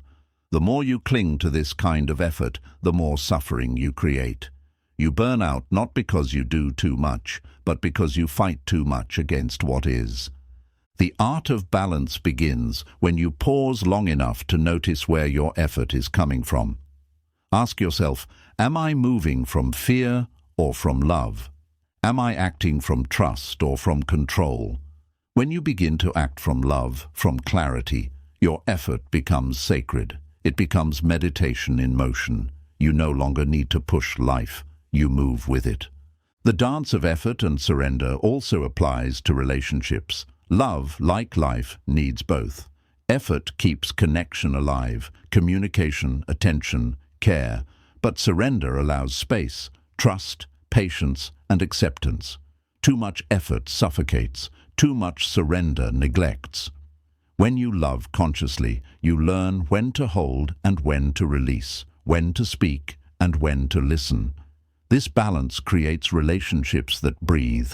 In your spiritual practice too, this balance is essential. Discipline brings you to the meditation cushion, but surrender deepens your experience. The mind will always try to do meditation, to achieve peace, to control thoughts. But the moment you relax into being, peace arises naturally. The harder you chase silence, the louder the noise becomes. The moment you stop trying, silence meets you halfway. This principle echoes through all aspects of life. The musician who surrenders to the melody plays effortlessly. The artist who trusts the brush finds inspiration flowing through them. The athlete who stops overthinking enters the zone where action happens spontaneously. These moments of effortless excellence are not coincidences. They are what happens when effort and surrender merge. The ego doesn't like this truth. It wants to believe it's the master, the doer, the controller. But every enlightened being has said the same thing. You are not the doer. You are the vessel through which life expresses itself. When you finally understand this, your actions become graceful. You still work, you still strive, but with a lightness that comes from knowing it's not all on your shoulders. The middle path, this dance of effort and surrender, also teaches compassion for yourself. In a world that glorifies doing, it's easy to feel guilty for resting. But rest is not idleness, it's renewal. Even the Buddha, after teaching for years, would retreat into silence. Even the earth rests after harvest. To rest is to honor the cycle of life. To surrender is to trust that growth continues, even when unseen. When you embody this balance, you begin to experience a profound sense of peace. You still have goals, but you're not enslaved by them. You still care about outcomes, but you no longer suffer over them. You give your best and then let go. You trust that whatever unfolds is exactly what should unfold. This is real freedom. The freedom to move without anxiety and to rest without guilt. Over time, this balance becomes second nature. You wake up, set your intentions, and move through your day with mindful effort. When challenges arise, you meet them with presence, not panic. When outcomes shift, you surrender gracefully. You live in flow. Life stops feeling like a test and starts feeling like a dance. This dance doesn't mean everything will always go smoothly. Storms will still come. Plans will still fall apart. But now, you no longer fear them. You understand that even chaos has rhythm, that even breakdowns are part of the balance. When life asks for effort, you give it wholeheartedly. When life asks for surrender, you let go completely. Both become prayers. In time, you begin to see that effort and surrender are not opposites. They are partners in creation. Effort plants the seed, surrender allows it to grow. Effort builds the boat, surrender lets the wind carry it. Effort shapes the clay, surrender lets the pot breathe. Every masterpiece of life is born from this union. And one day you will realize that this dance is not something you perform, it is something that performs through you. The universe moves your feet, the rhythm beats in your heart, and your only task is to stay aware enough to follow its lead. The dancer disappears, only the dance remains. This is the middle path, not too tight, not too loose, not grasping, not drifting. It's a way of walking through life that brings peace to your mind, strength to your heart, and freedom to your soul. It's the understanding that effort without surrender is struggle, and surrender without effort is escape.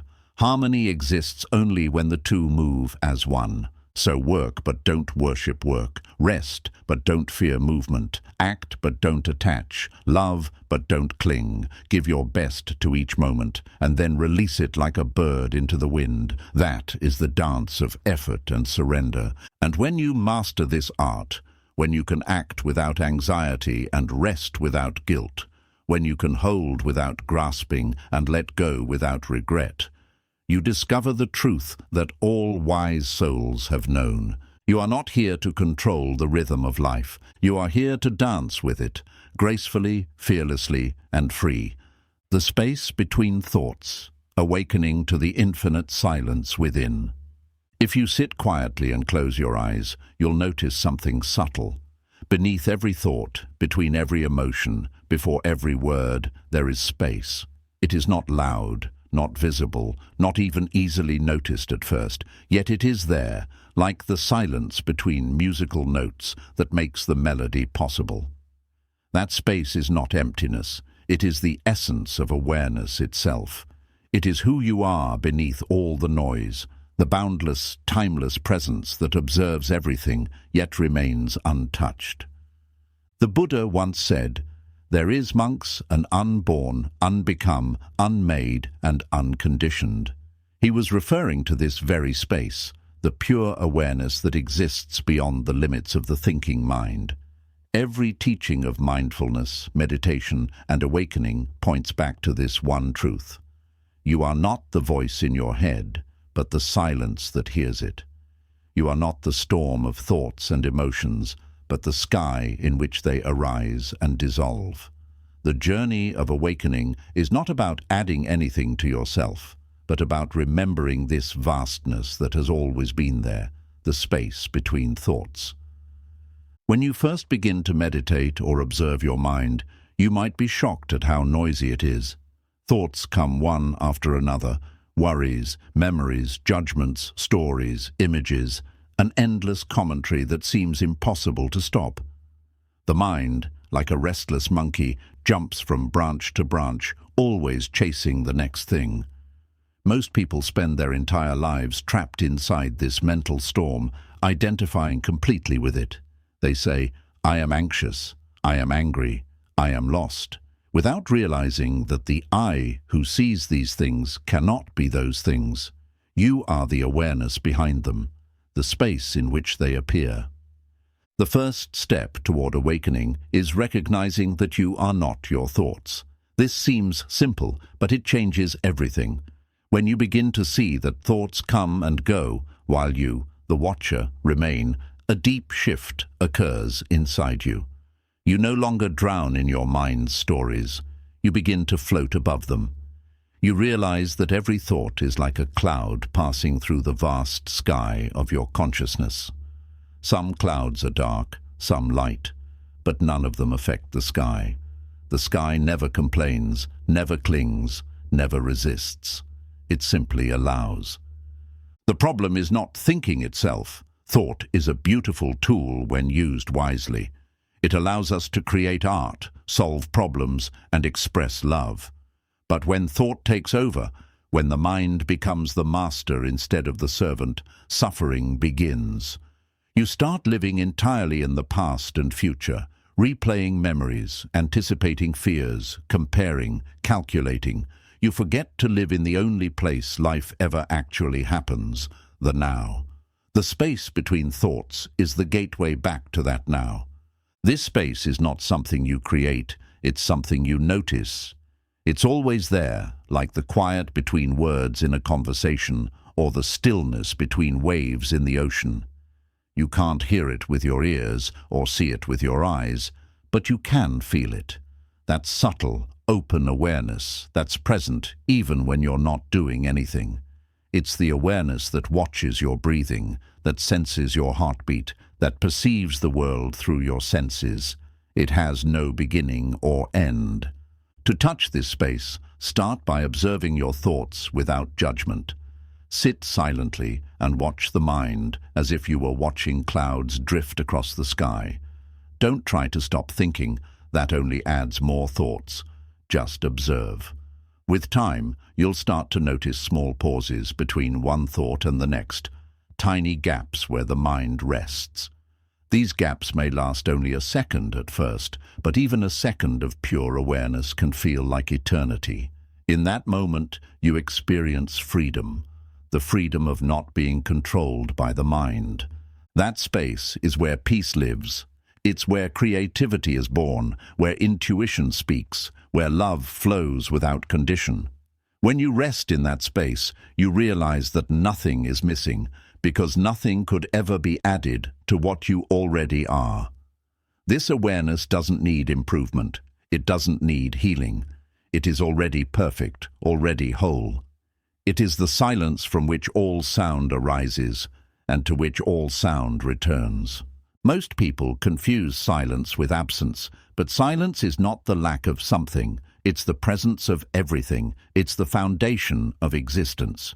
Without silence, there can be no music, no speech, no life. In the same way, without inner silence, there can be no true understanding. A noisy mind cannot see clearly, it only reacts. A silent mind perceives directly. That's why stillness is called the greatest teacher. It shows you truth without words. As you deepen in awareness, you begin to sense this silence, even in activity. You might be walking through a crowded street surrounded by noise, yet inside there is stillness. The noise is happening, but it's happening in you, not to you. You realize that the world doesn't need to quiet down for you to be at peace. You just need to stop mistaking the noise for yourself. When you live from this space, you can engage with the world fully, work, speak, love, create, without losing your center. This is what the Zen masters call action in stillness, stillness in action. You can chop wood, carry water, answer emails, or care for others, yet inwardly remain anchored in silence. Your actions become effortless because they are no longer born from anxiety, but from presence. You move not from pressure, but from clarity. This is how true masters live, not in withdrawal from the world, but in perfect harmony with it.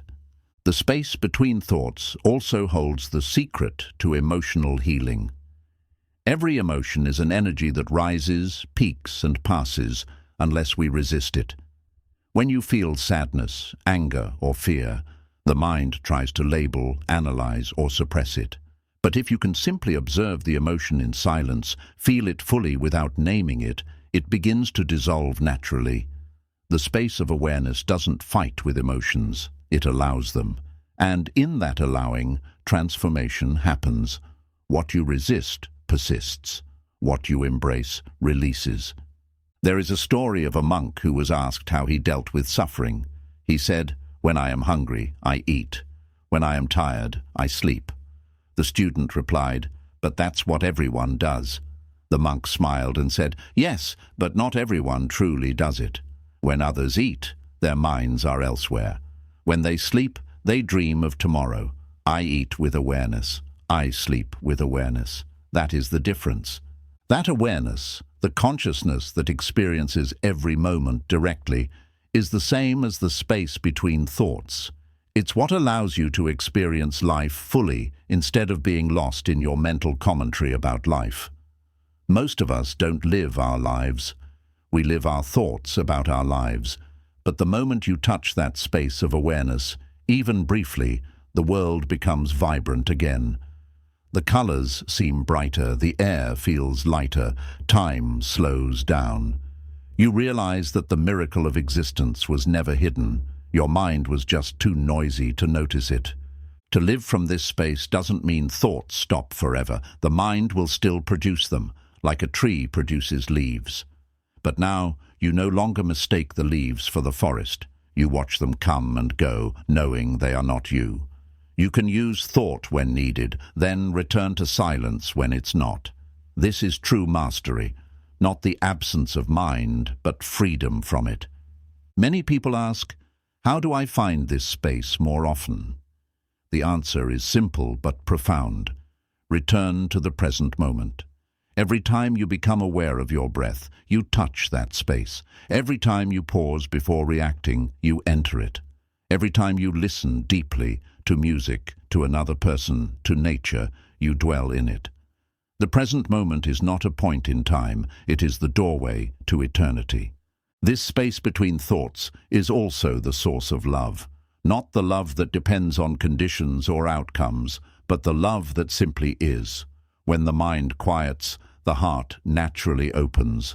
You stop dividing the world into me and you, good and bad. You see everything as expressions of the same consciousness. Compassion arises effortlessly because you recognize yourself in all beings. You realize that separation was just a thought, and in the space beyond thought, only unity exists. As your awareness deepens, the boundaries of your identity begin to dissolve. You are no longer just a person with a name and story. You are the awareness in which all names and stories appear. This doesn't make you detached from life. It makes you intimate with it.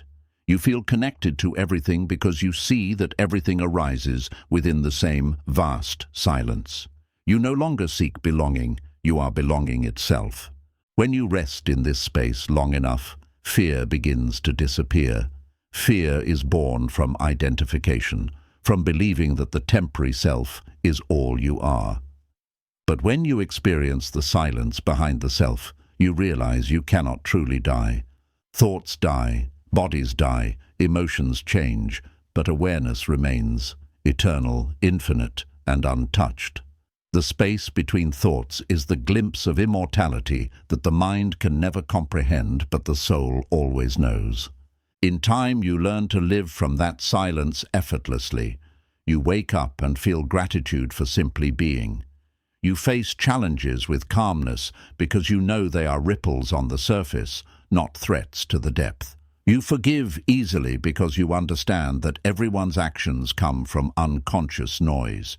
You stop rushing, competing, and proving because you've found the one thing the world cannot give or take: inner stillness. This stillness doesn't make you passive. On the contrary, it makes your actions more powerful, because when you act from silence, your energy is pure, unclouded by anxiety, unpolluted by ego. You speak fewer words, but each one carries weight. You move slower, but with precision. You love quietly, but completely. you've become like an arrow shot from the bow of presence, direct, graceful, unstoppable. This is the highest form of meditation, living each moment from the space between thoughts. You no longer sit to meditate. Your life itself becomes meditation. Every breath, every glance, every step becomes a prayer. You move through the world like the wind, gentle yet powerful, unseen yet deeply felt. And one day, perhaps during a quiet sunrise or a silent night, you will feel it, that profound stillness where everything falls away. You will realize that this awareness has no beginning and no end. It was there when you were a child, there through every joy and sorrow, and it will remain long after your body returns to dust. In that moment, you will know beyond words, you are not in the universe is in you. That is the ultimate truth the Buddha pointed toward, the awakening to the boundless silence that has always been watching, waiting, loving. The mind may forget it 1,000 times, but the silence never leaves. It's here now, in this breath, in this pause, in this space between thoughts. So close your eyes. Breathe. Listen, not to the noise of your mind, but to the silence beneath it. Rest there. That silence is your home, your refuge, your eternity. You don't need to find it. You only need to stop leaving it. Because in the end, enlightenment is not a place you go, it's the space you already are, the space that existed before your first thought and will remain after your last. The universe within you, realizing you were never separate from the infinite. Every human being looks up at the night sky and feels something stir deep inside. A quiet awe, a pull, a whisper that says, you are part of this. Yet, most of us forget.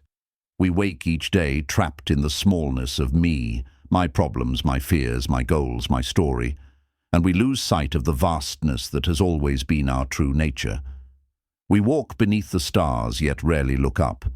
We breathe the air made by ancient trees, yet feel disconnected from life. But what if the great cosmic truth is not that we live in the universe, but that the universe lives in us? Buddhism teaches that everything in existence arises from interbeing, a word that means nothing exists in isolation.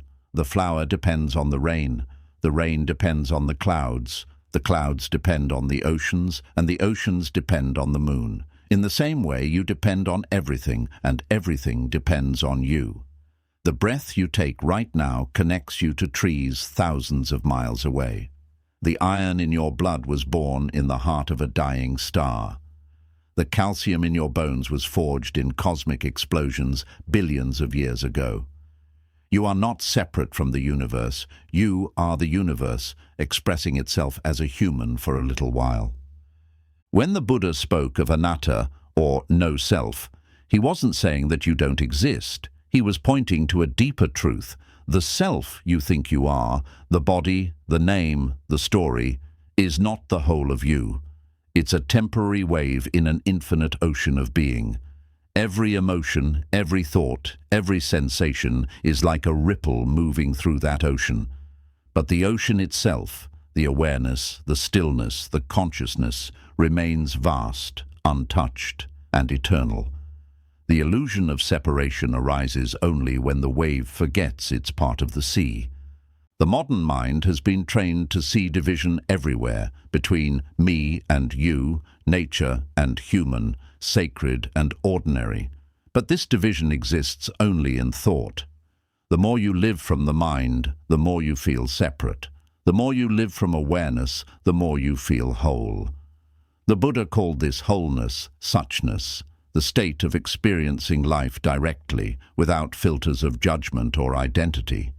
In suchness there is no tree and me, there is only seeing, no sound and hearer, only hearing. Life becomes a single, seamless flow. Imagine for a moment that your consciousness is a drop of water. That drop believes it is alone, isolated, struggling through existence. But when it falls into the ocean, it doesn't vanish. It expands. It becomes the ocean itself.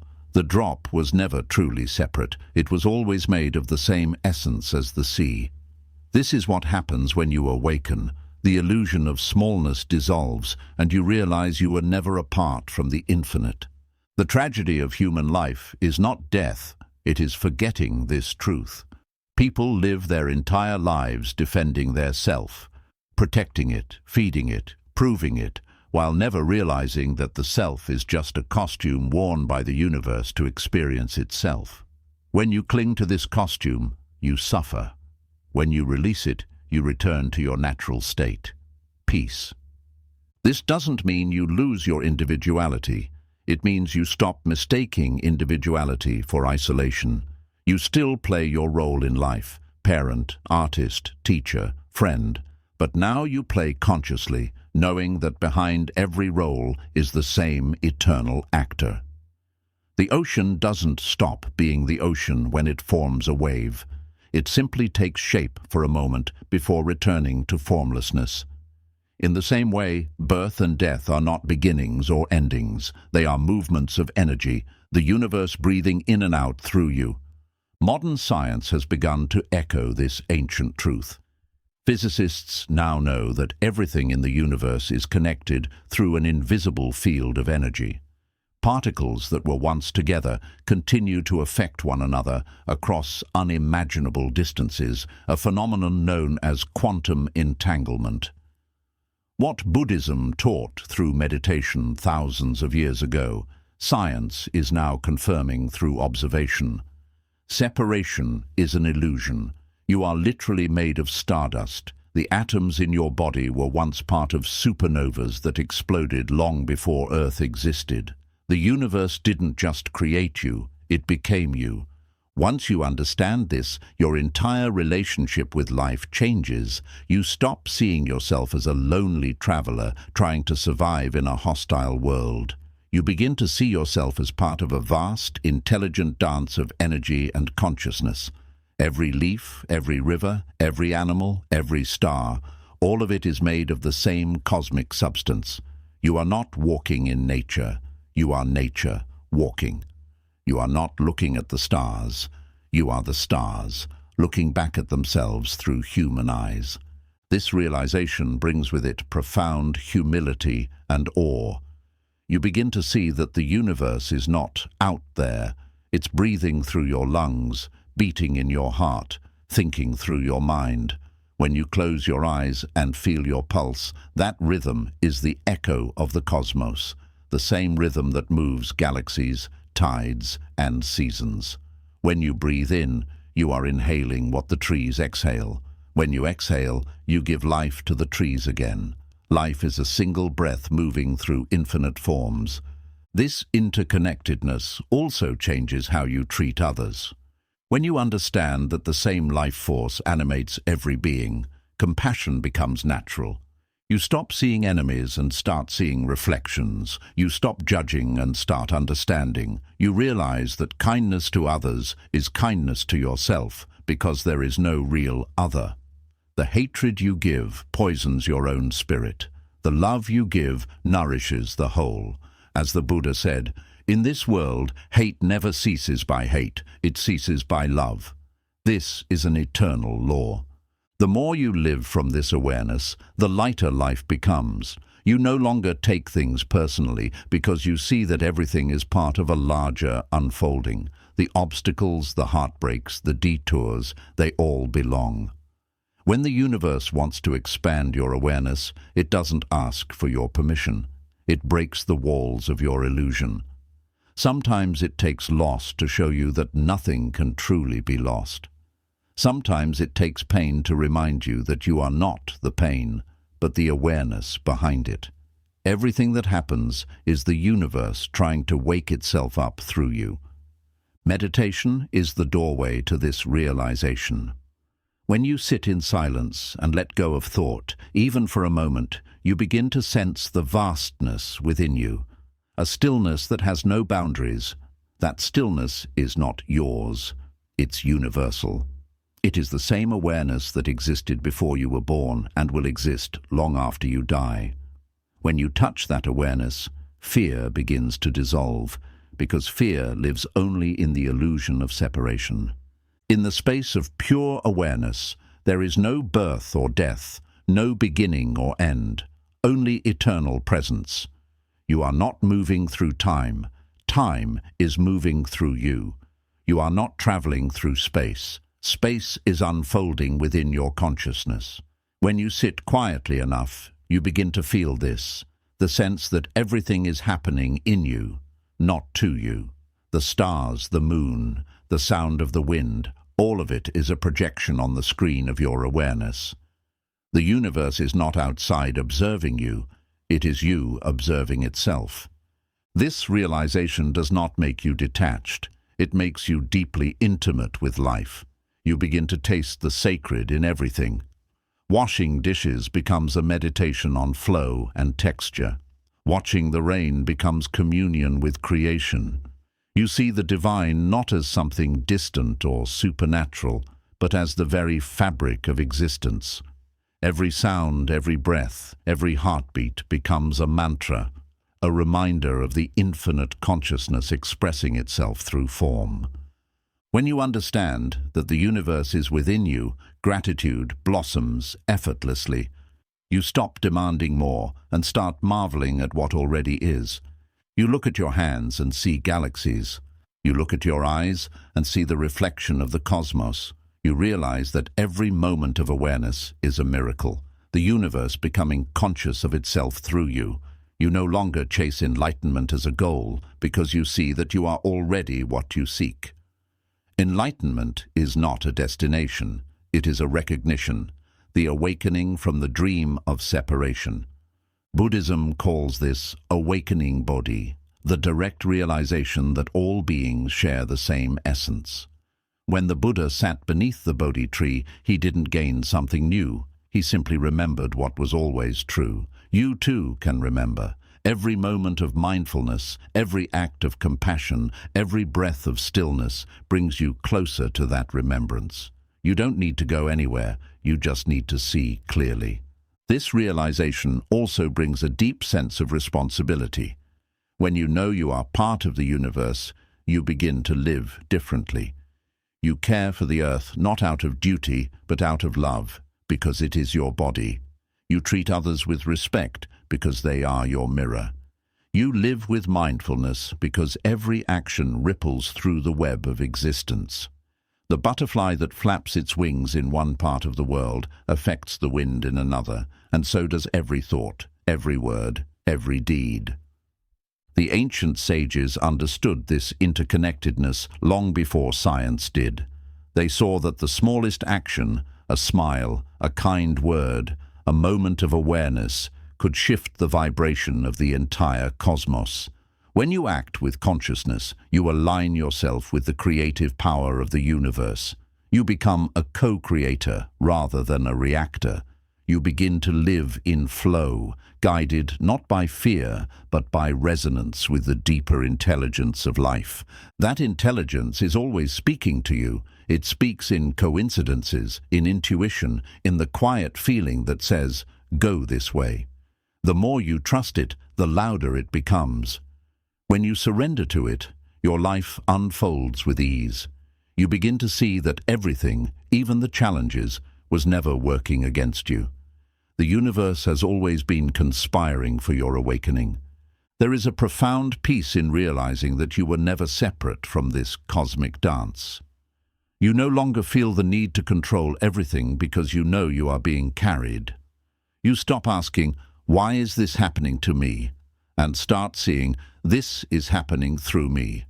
You realize that you are not a small being trying to connect with the divine. You are the divine temporarily experiencing smallness. In this awareness, every breath becomes holy, every moment sacred. You look at the stars and feel no distance. You walk through the world with reverence, knowing that you are moving through your own reflection. You don't just exist in the universe exists as you. And one day, when you sit in silence, you will feel it, not as a thought, but as a direct knowing, that everything you've ever loved, feared, sought, or lost has always been one and the same energy. The stars above, the earth below, the people beside you, the stillness within, all of it is one infinite consciousness, wearing countless masks, playing countless roles, dancing its eternal dance. You were never apart from it. You were it all along. That is the moment of awakening. When the wave remembers it is the ocean, when the seeker realizes there was nothing to seek, when the universe looks through your eyes and recognizes itself. In that moment, there are no words left, no boundaries, no questions. There is only vast, luminous stillness, the silence of eternity breathing through you. And in that silence, you finally understand. You are not a small part of the universe. You are the universe, remembering itself as you. The moment you stop chasing, how life begins to flow when you become still inside.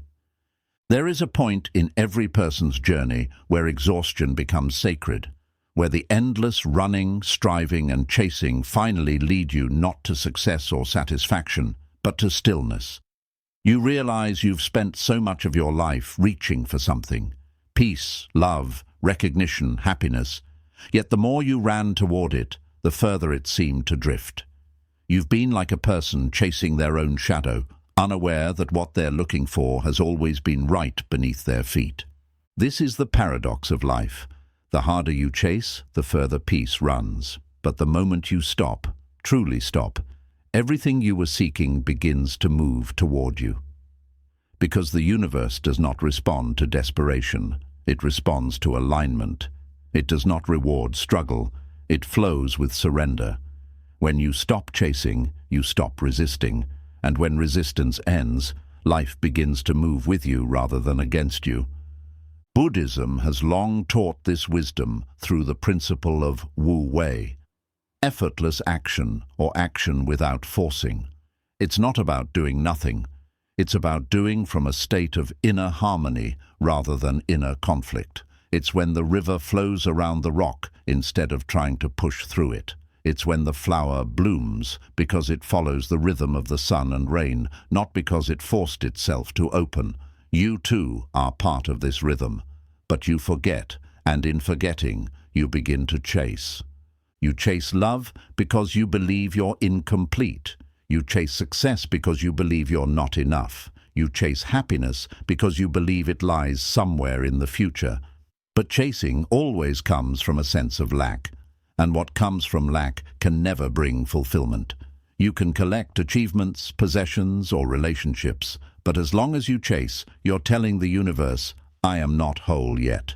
And the universe, ever responsive, mirrors that belief back to you through endless striving. Letting go of the chase does not mean giving up your goals or losing ambition. It means changing the energy behind them. Instead of chasing what you desire, you become what you desire.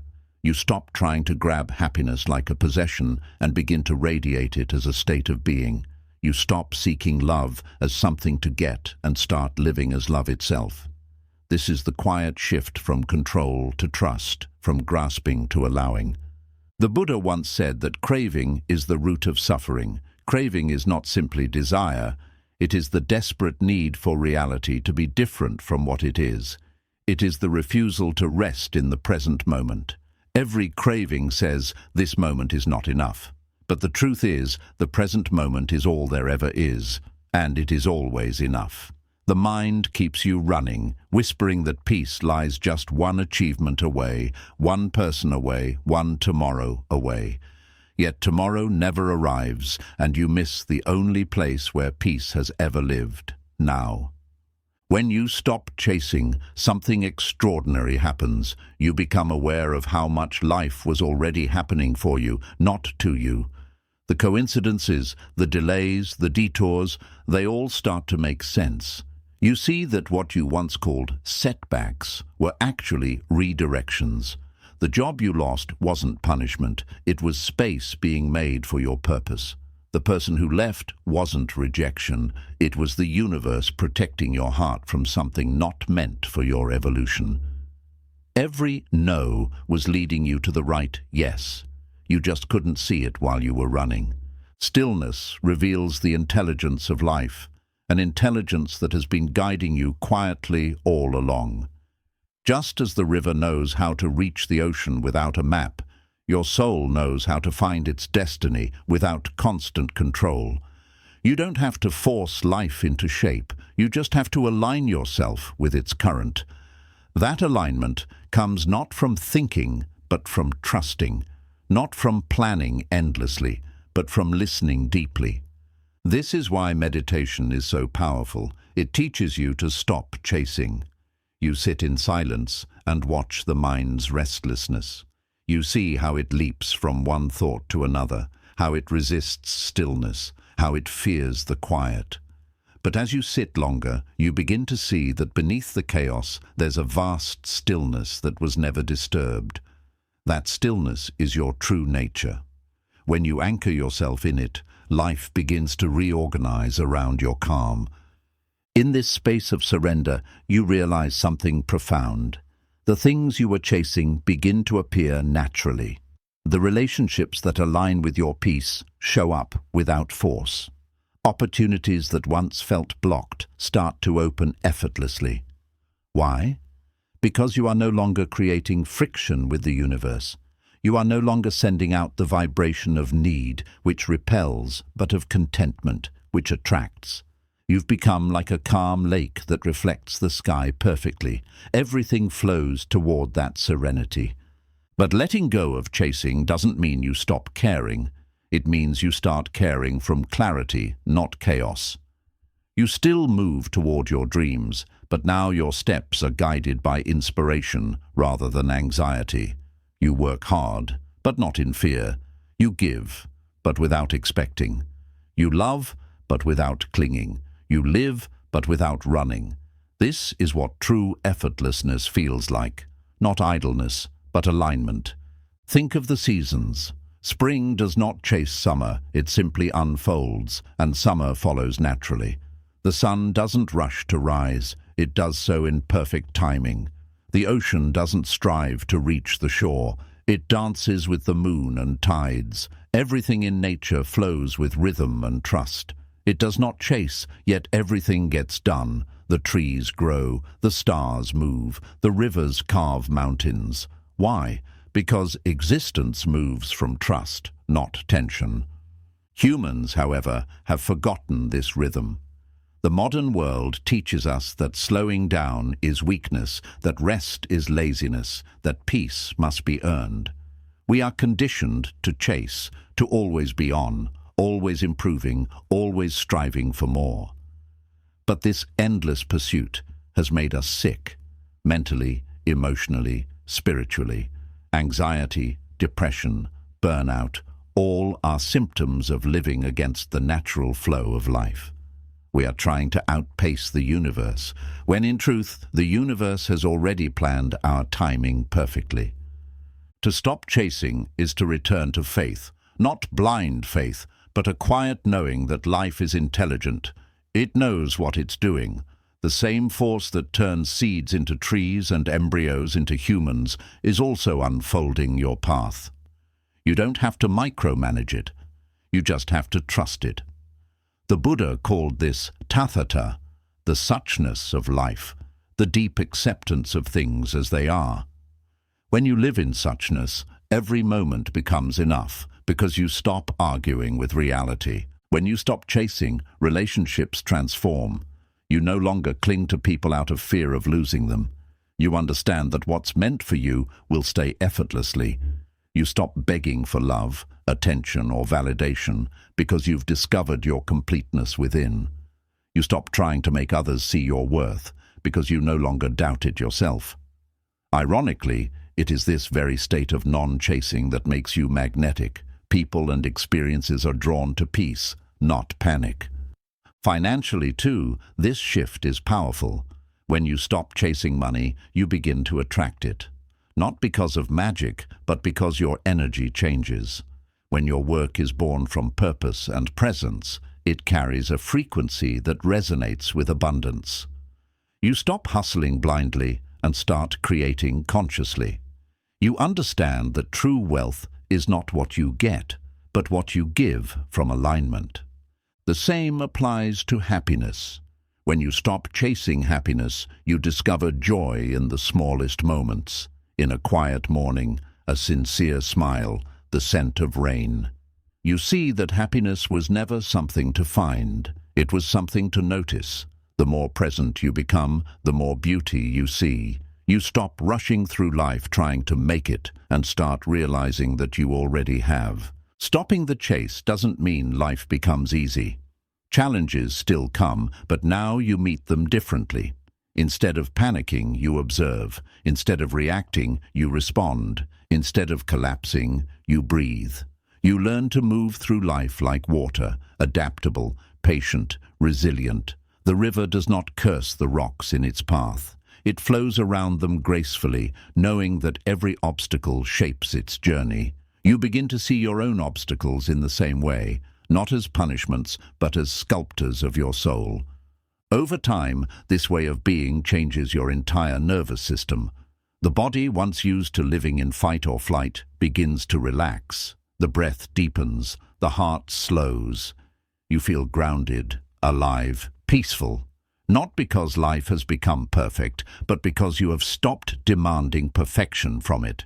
You start to understand that peace is not the absence of problems, but the presence of trust. This is what the masters mean when they say, when you stop chasing life, life starts chasing you. It's not poetry, it's physics. Energy follows attention.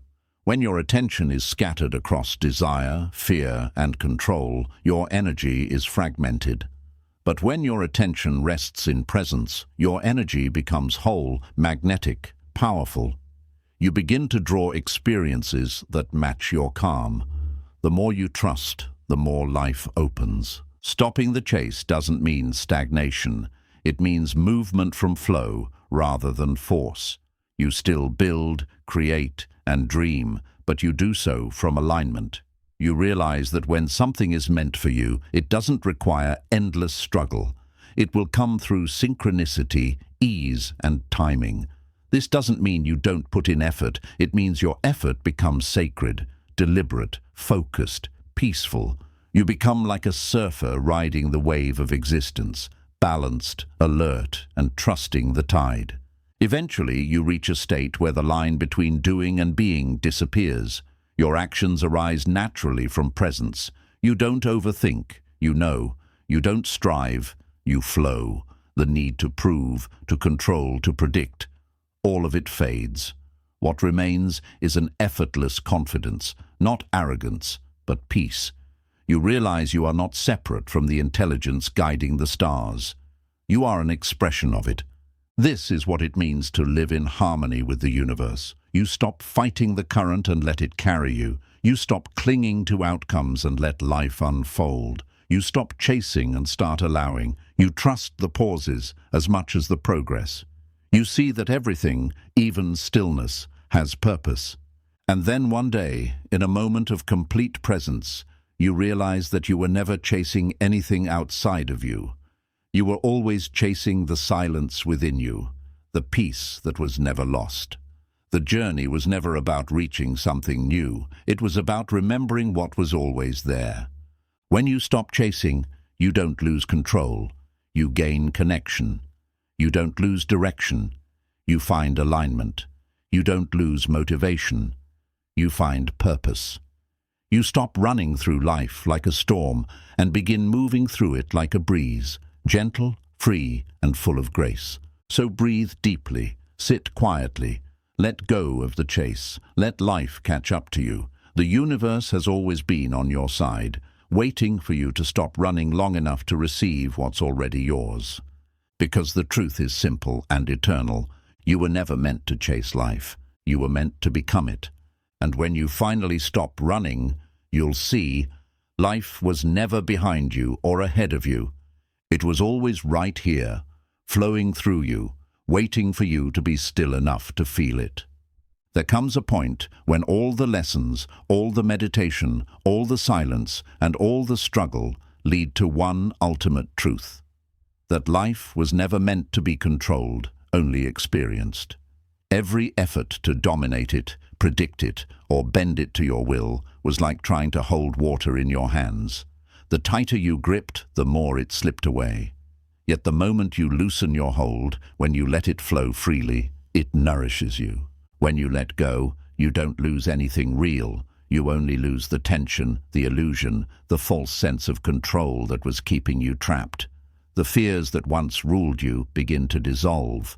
The worries that kept you up at night begin to fade. You stop seeing life as a series of battles to win and start seeing it as a series of moments to witness. You realize that peace was never waiting for you at the finish line. It was quietly standing beside you the entire time, waiting for you to stop running long enough to notice. Buddhism calls this liberation nirvana, not a place beyond this world, but a way of being in it without being consumed by it. It's the state of profound ease that arises when the mind no longer clings or resists. When you stop chasing happiness, you discover joy. When you stop fighting pain, you discover strength. When you stop trying to control life, you discover flow. Letting go does not mean apathy or indifference. It means participation without possession, engagement without attachment. You still love deeply, but you don't chain love with fear. You still dream boldly, but you don't let outcomes define your worth. You still work hard, but you do it from peace, not panic. You begin to live as part of the universe's rhythm instead of trying to rewrite its music. In this surrender, everything becomes sacred. You begin to trust the timing of your life. You understand that what leaves creates space for what's coming. You stop questioning why things happen and start marveling at how beautifully they unfold. You learn to bless the unanswered prayers, the endings, the pauses, for you see now that they were all parts of a greater orchestration designed not to break you, but to open you. The ultimate lesson is not how to control the universe, but how to cooperate with it. Life is not a puzzle to solve, but a mystery to experience. The wind doesn't need to know where it's going to be free. The flower doesn't need to understand sunlight to bloom. You too don't need to have it all figured out. You just need to trust that you're being guided, even when you can't see the path. And when you finally stop forcing, stop fearing, stop clinging, something miraculous happens. You begin to feel held. You feel the gentle intelligence of life moving through you, supporting you, carrying you. You see that you were never walking alone. You were always walking with the universe. So breathe, let go of the struggle, release the need to know what's next. The universe has always known. The river of existence has always been flowing toward exactly where you were meant to go. Because when you let go, you don't fall. You rise into the current of everything that was always carrying you. You stop surviving life, and you finally start living it.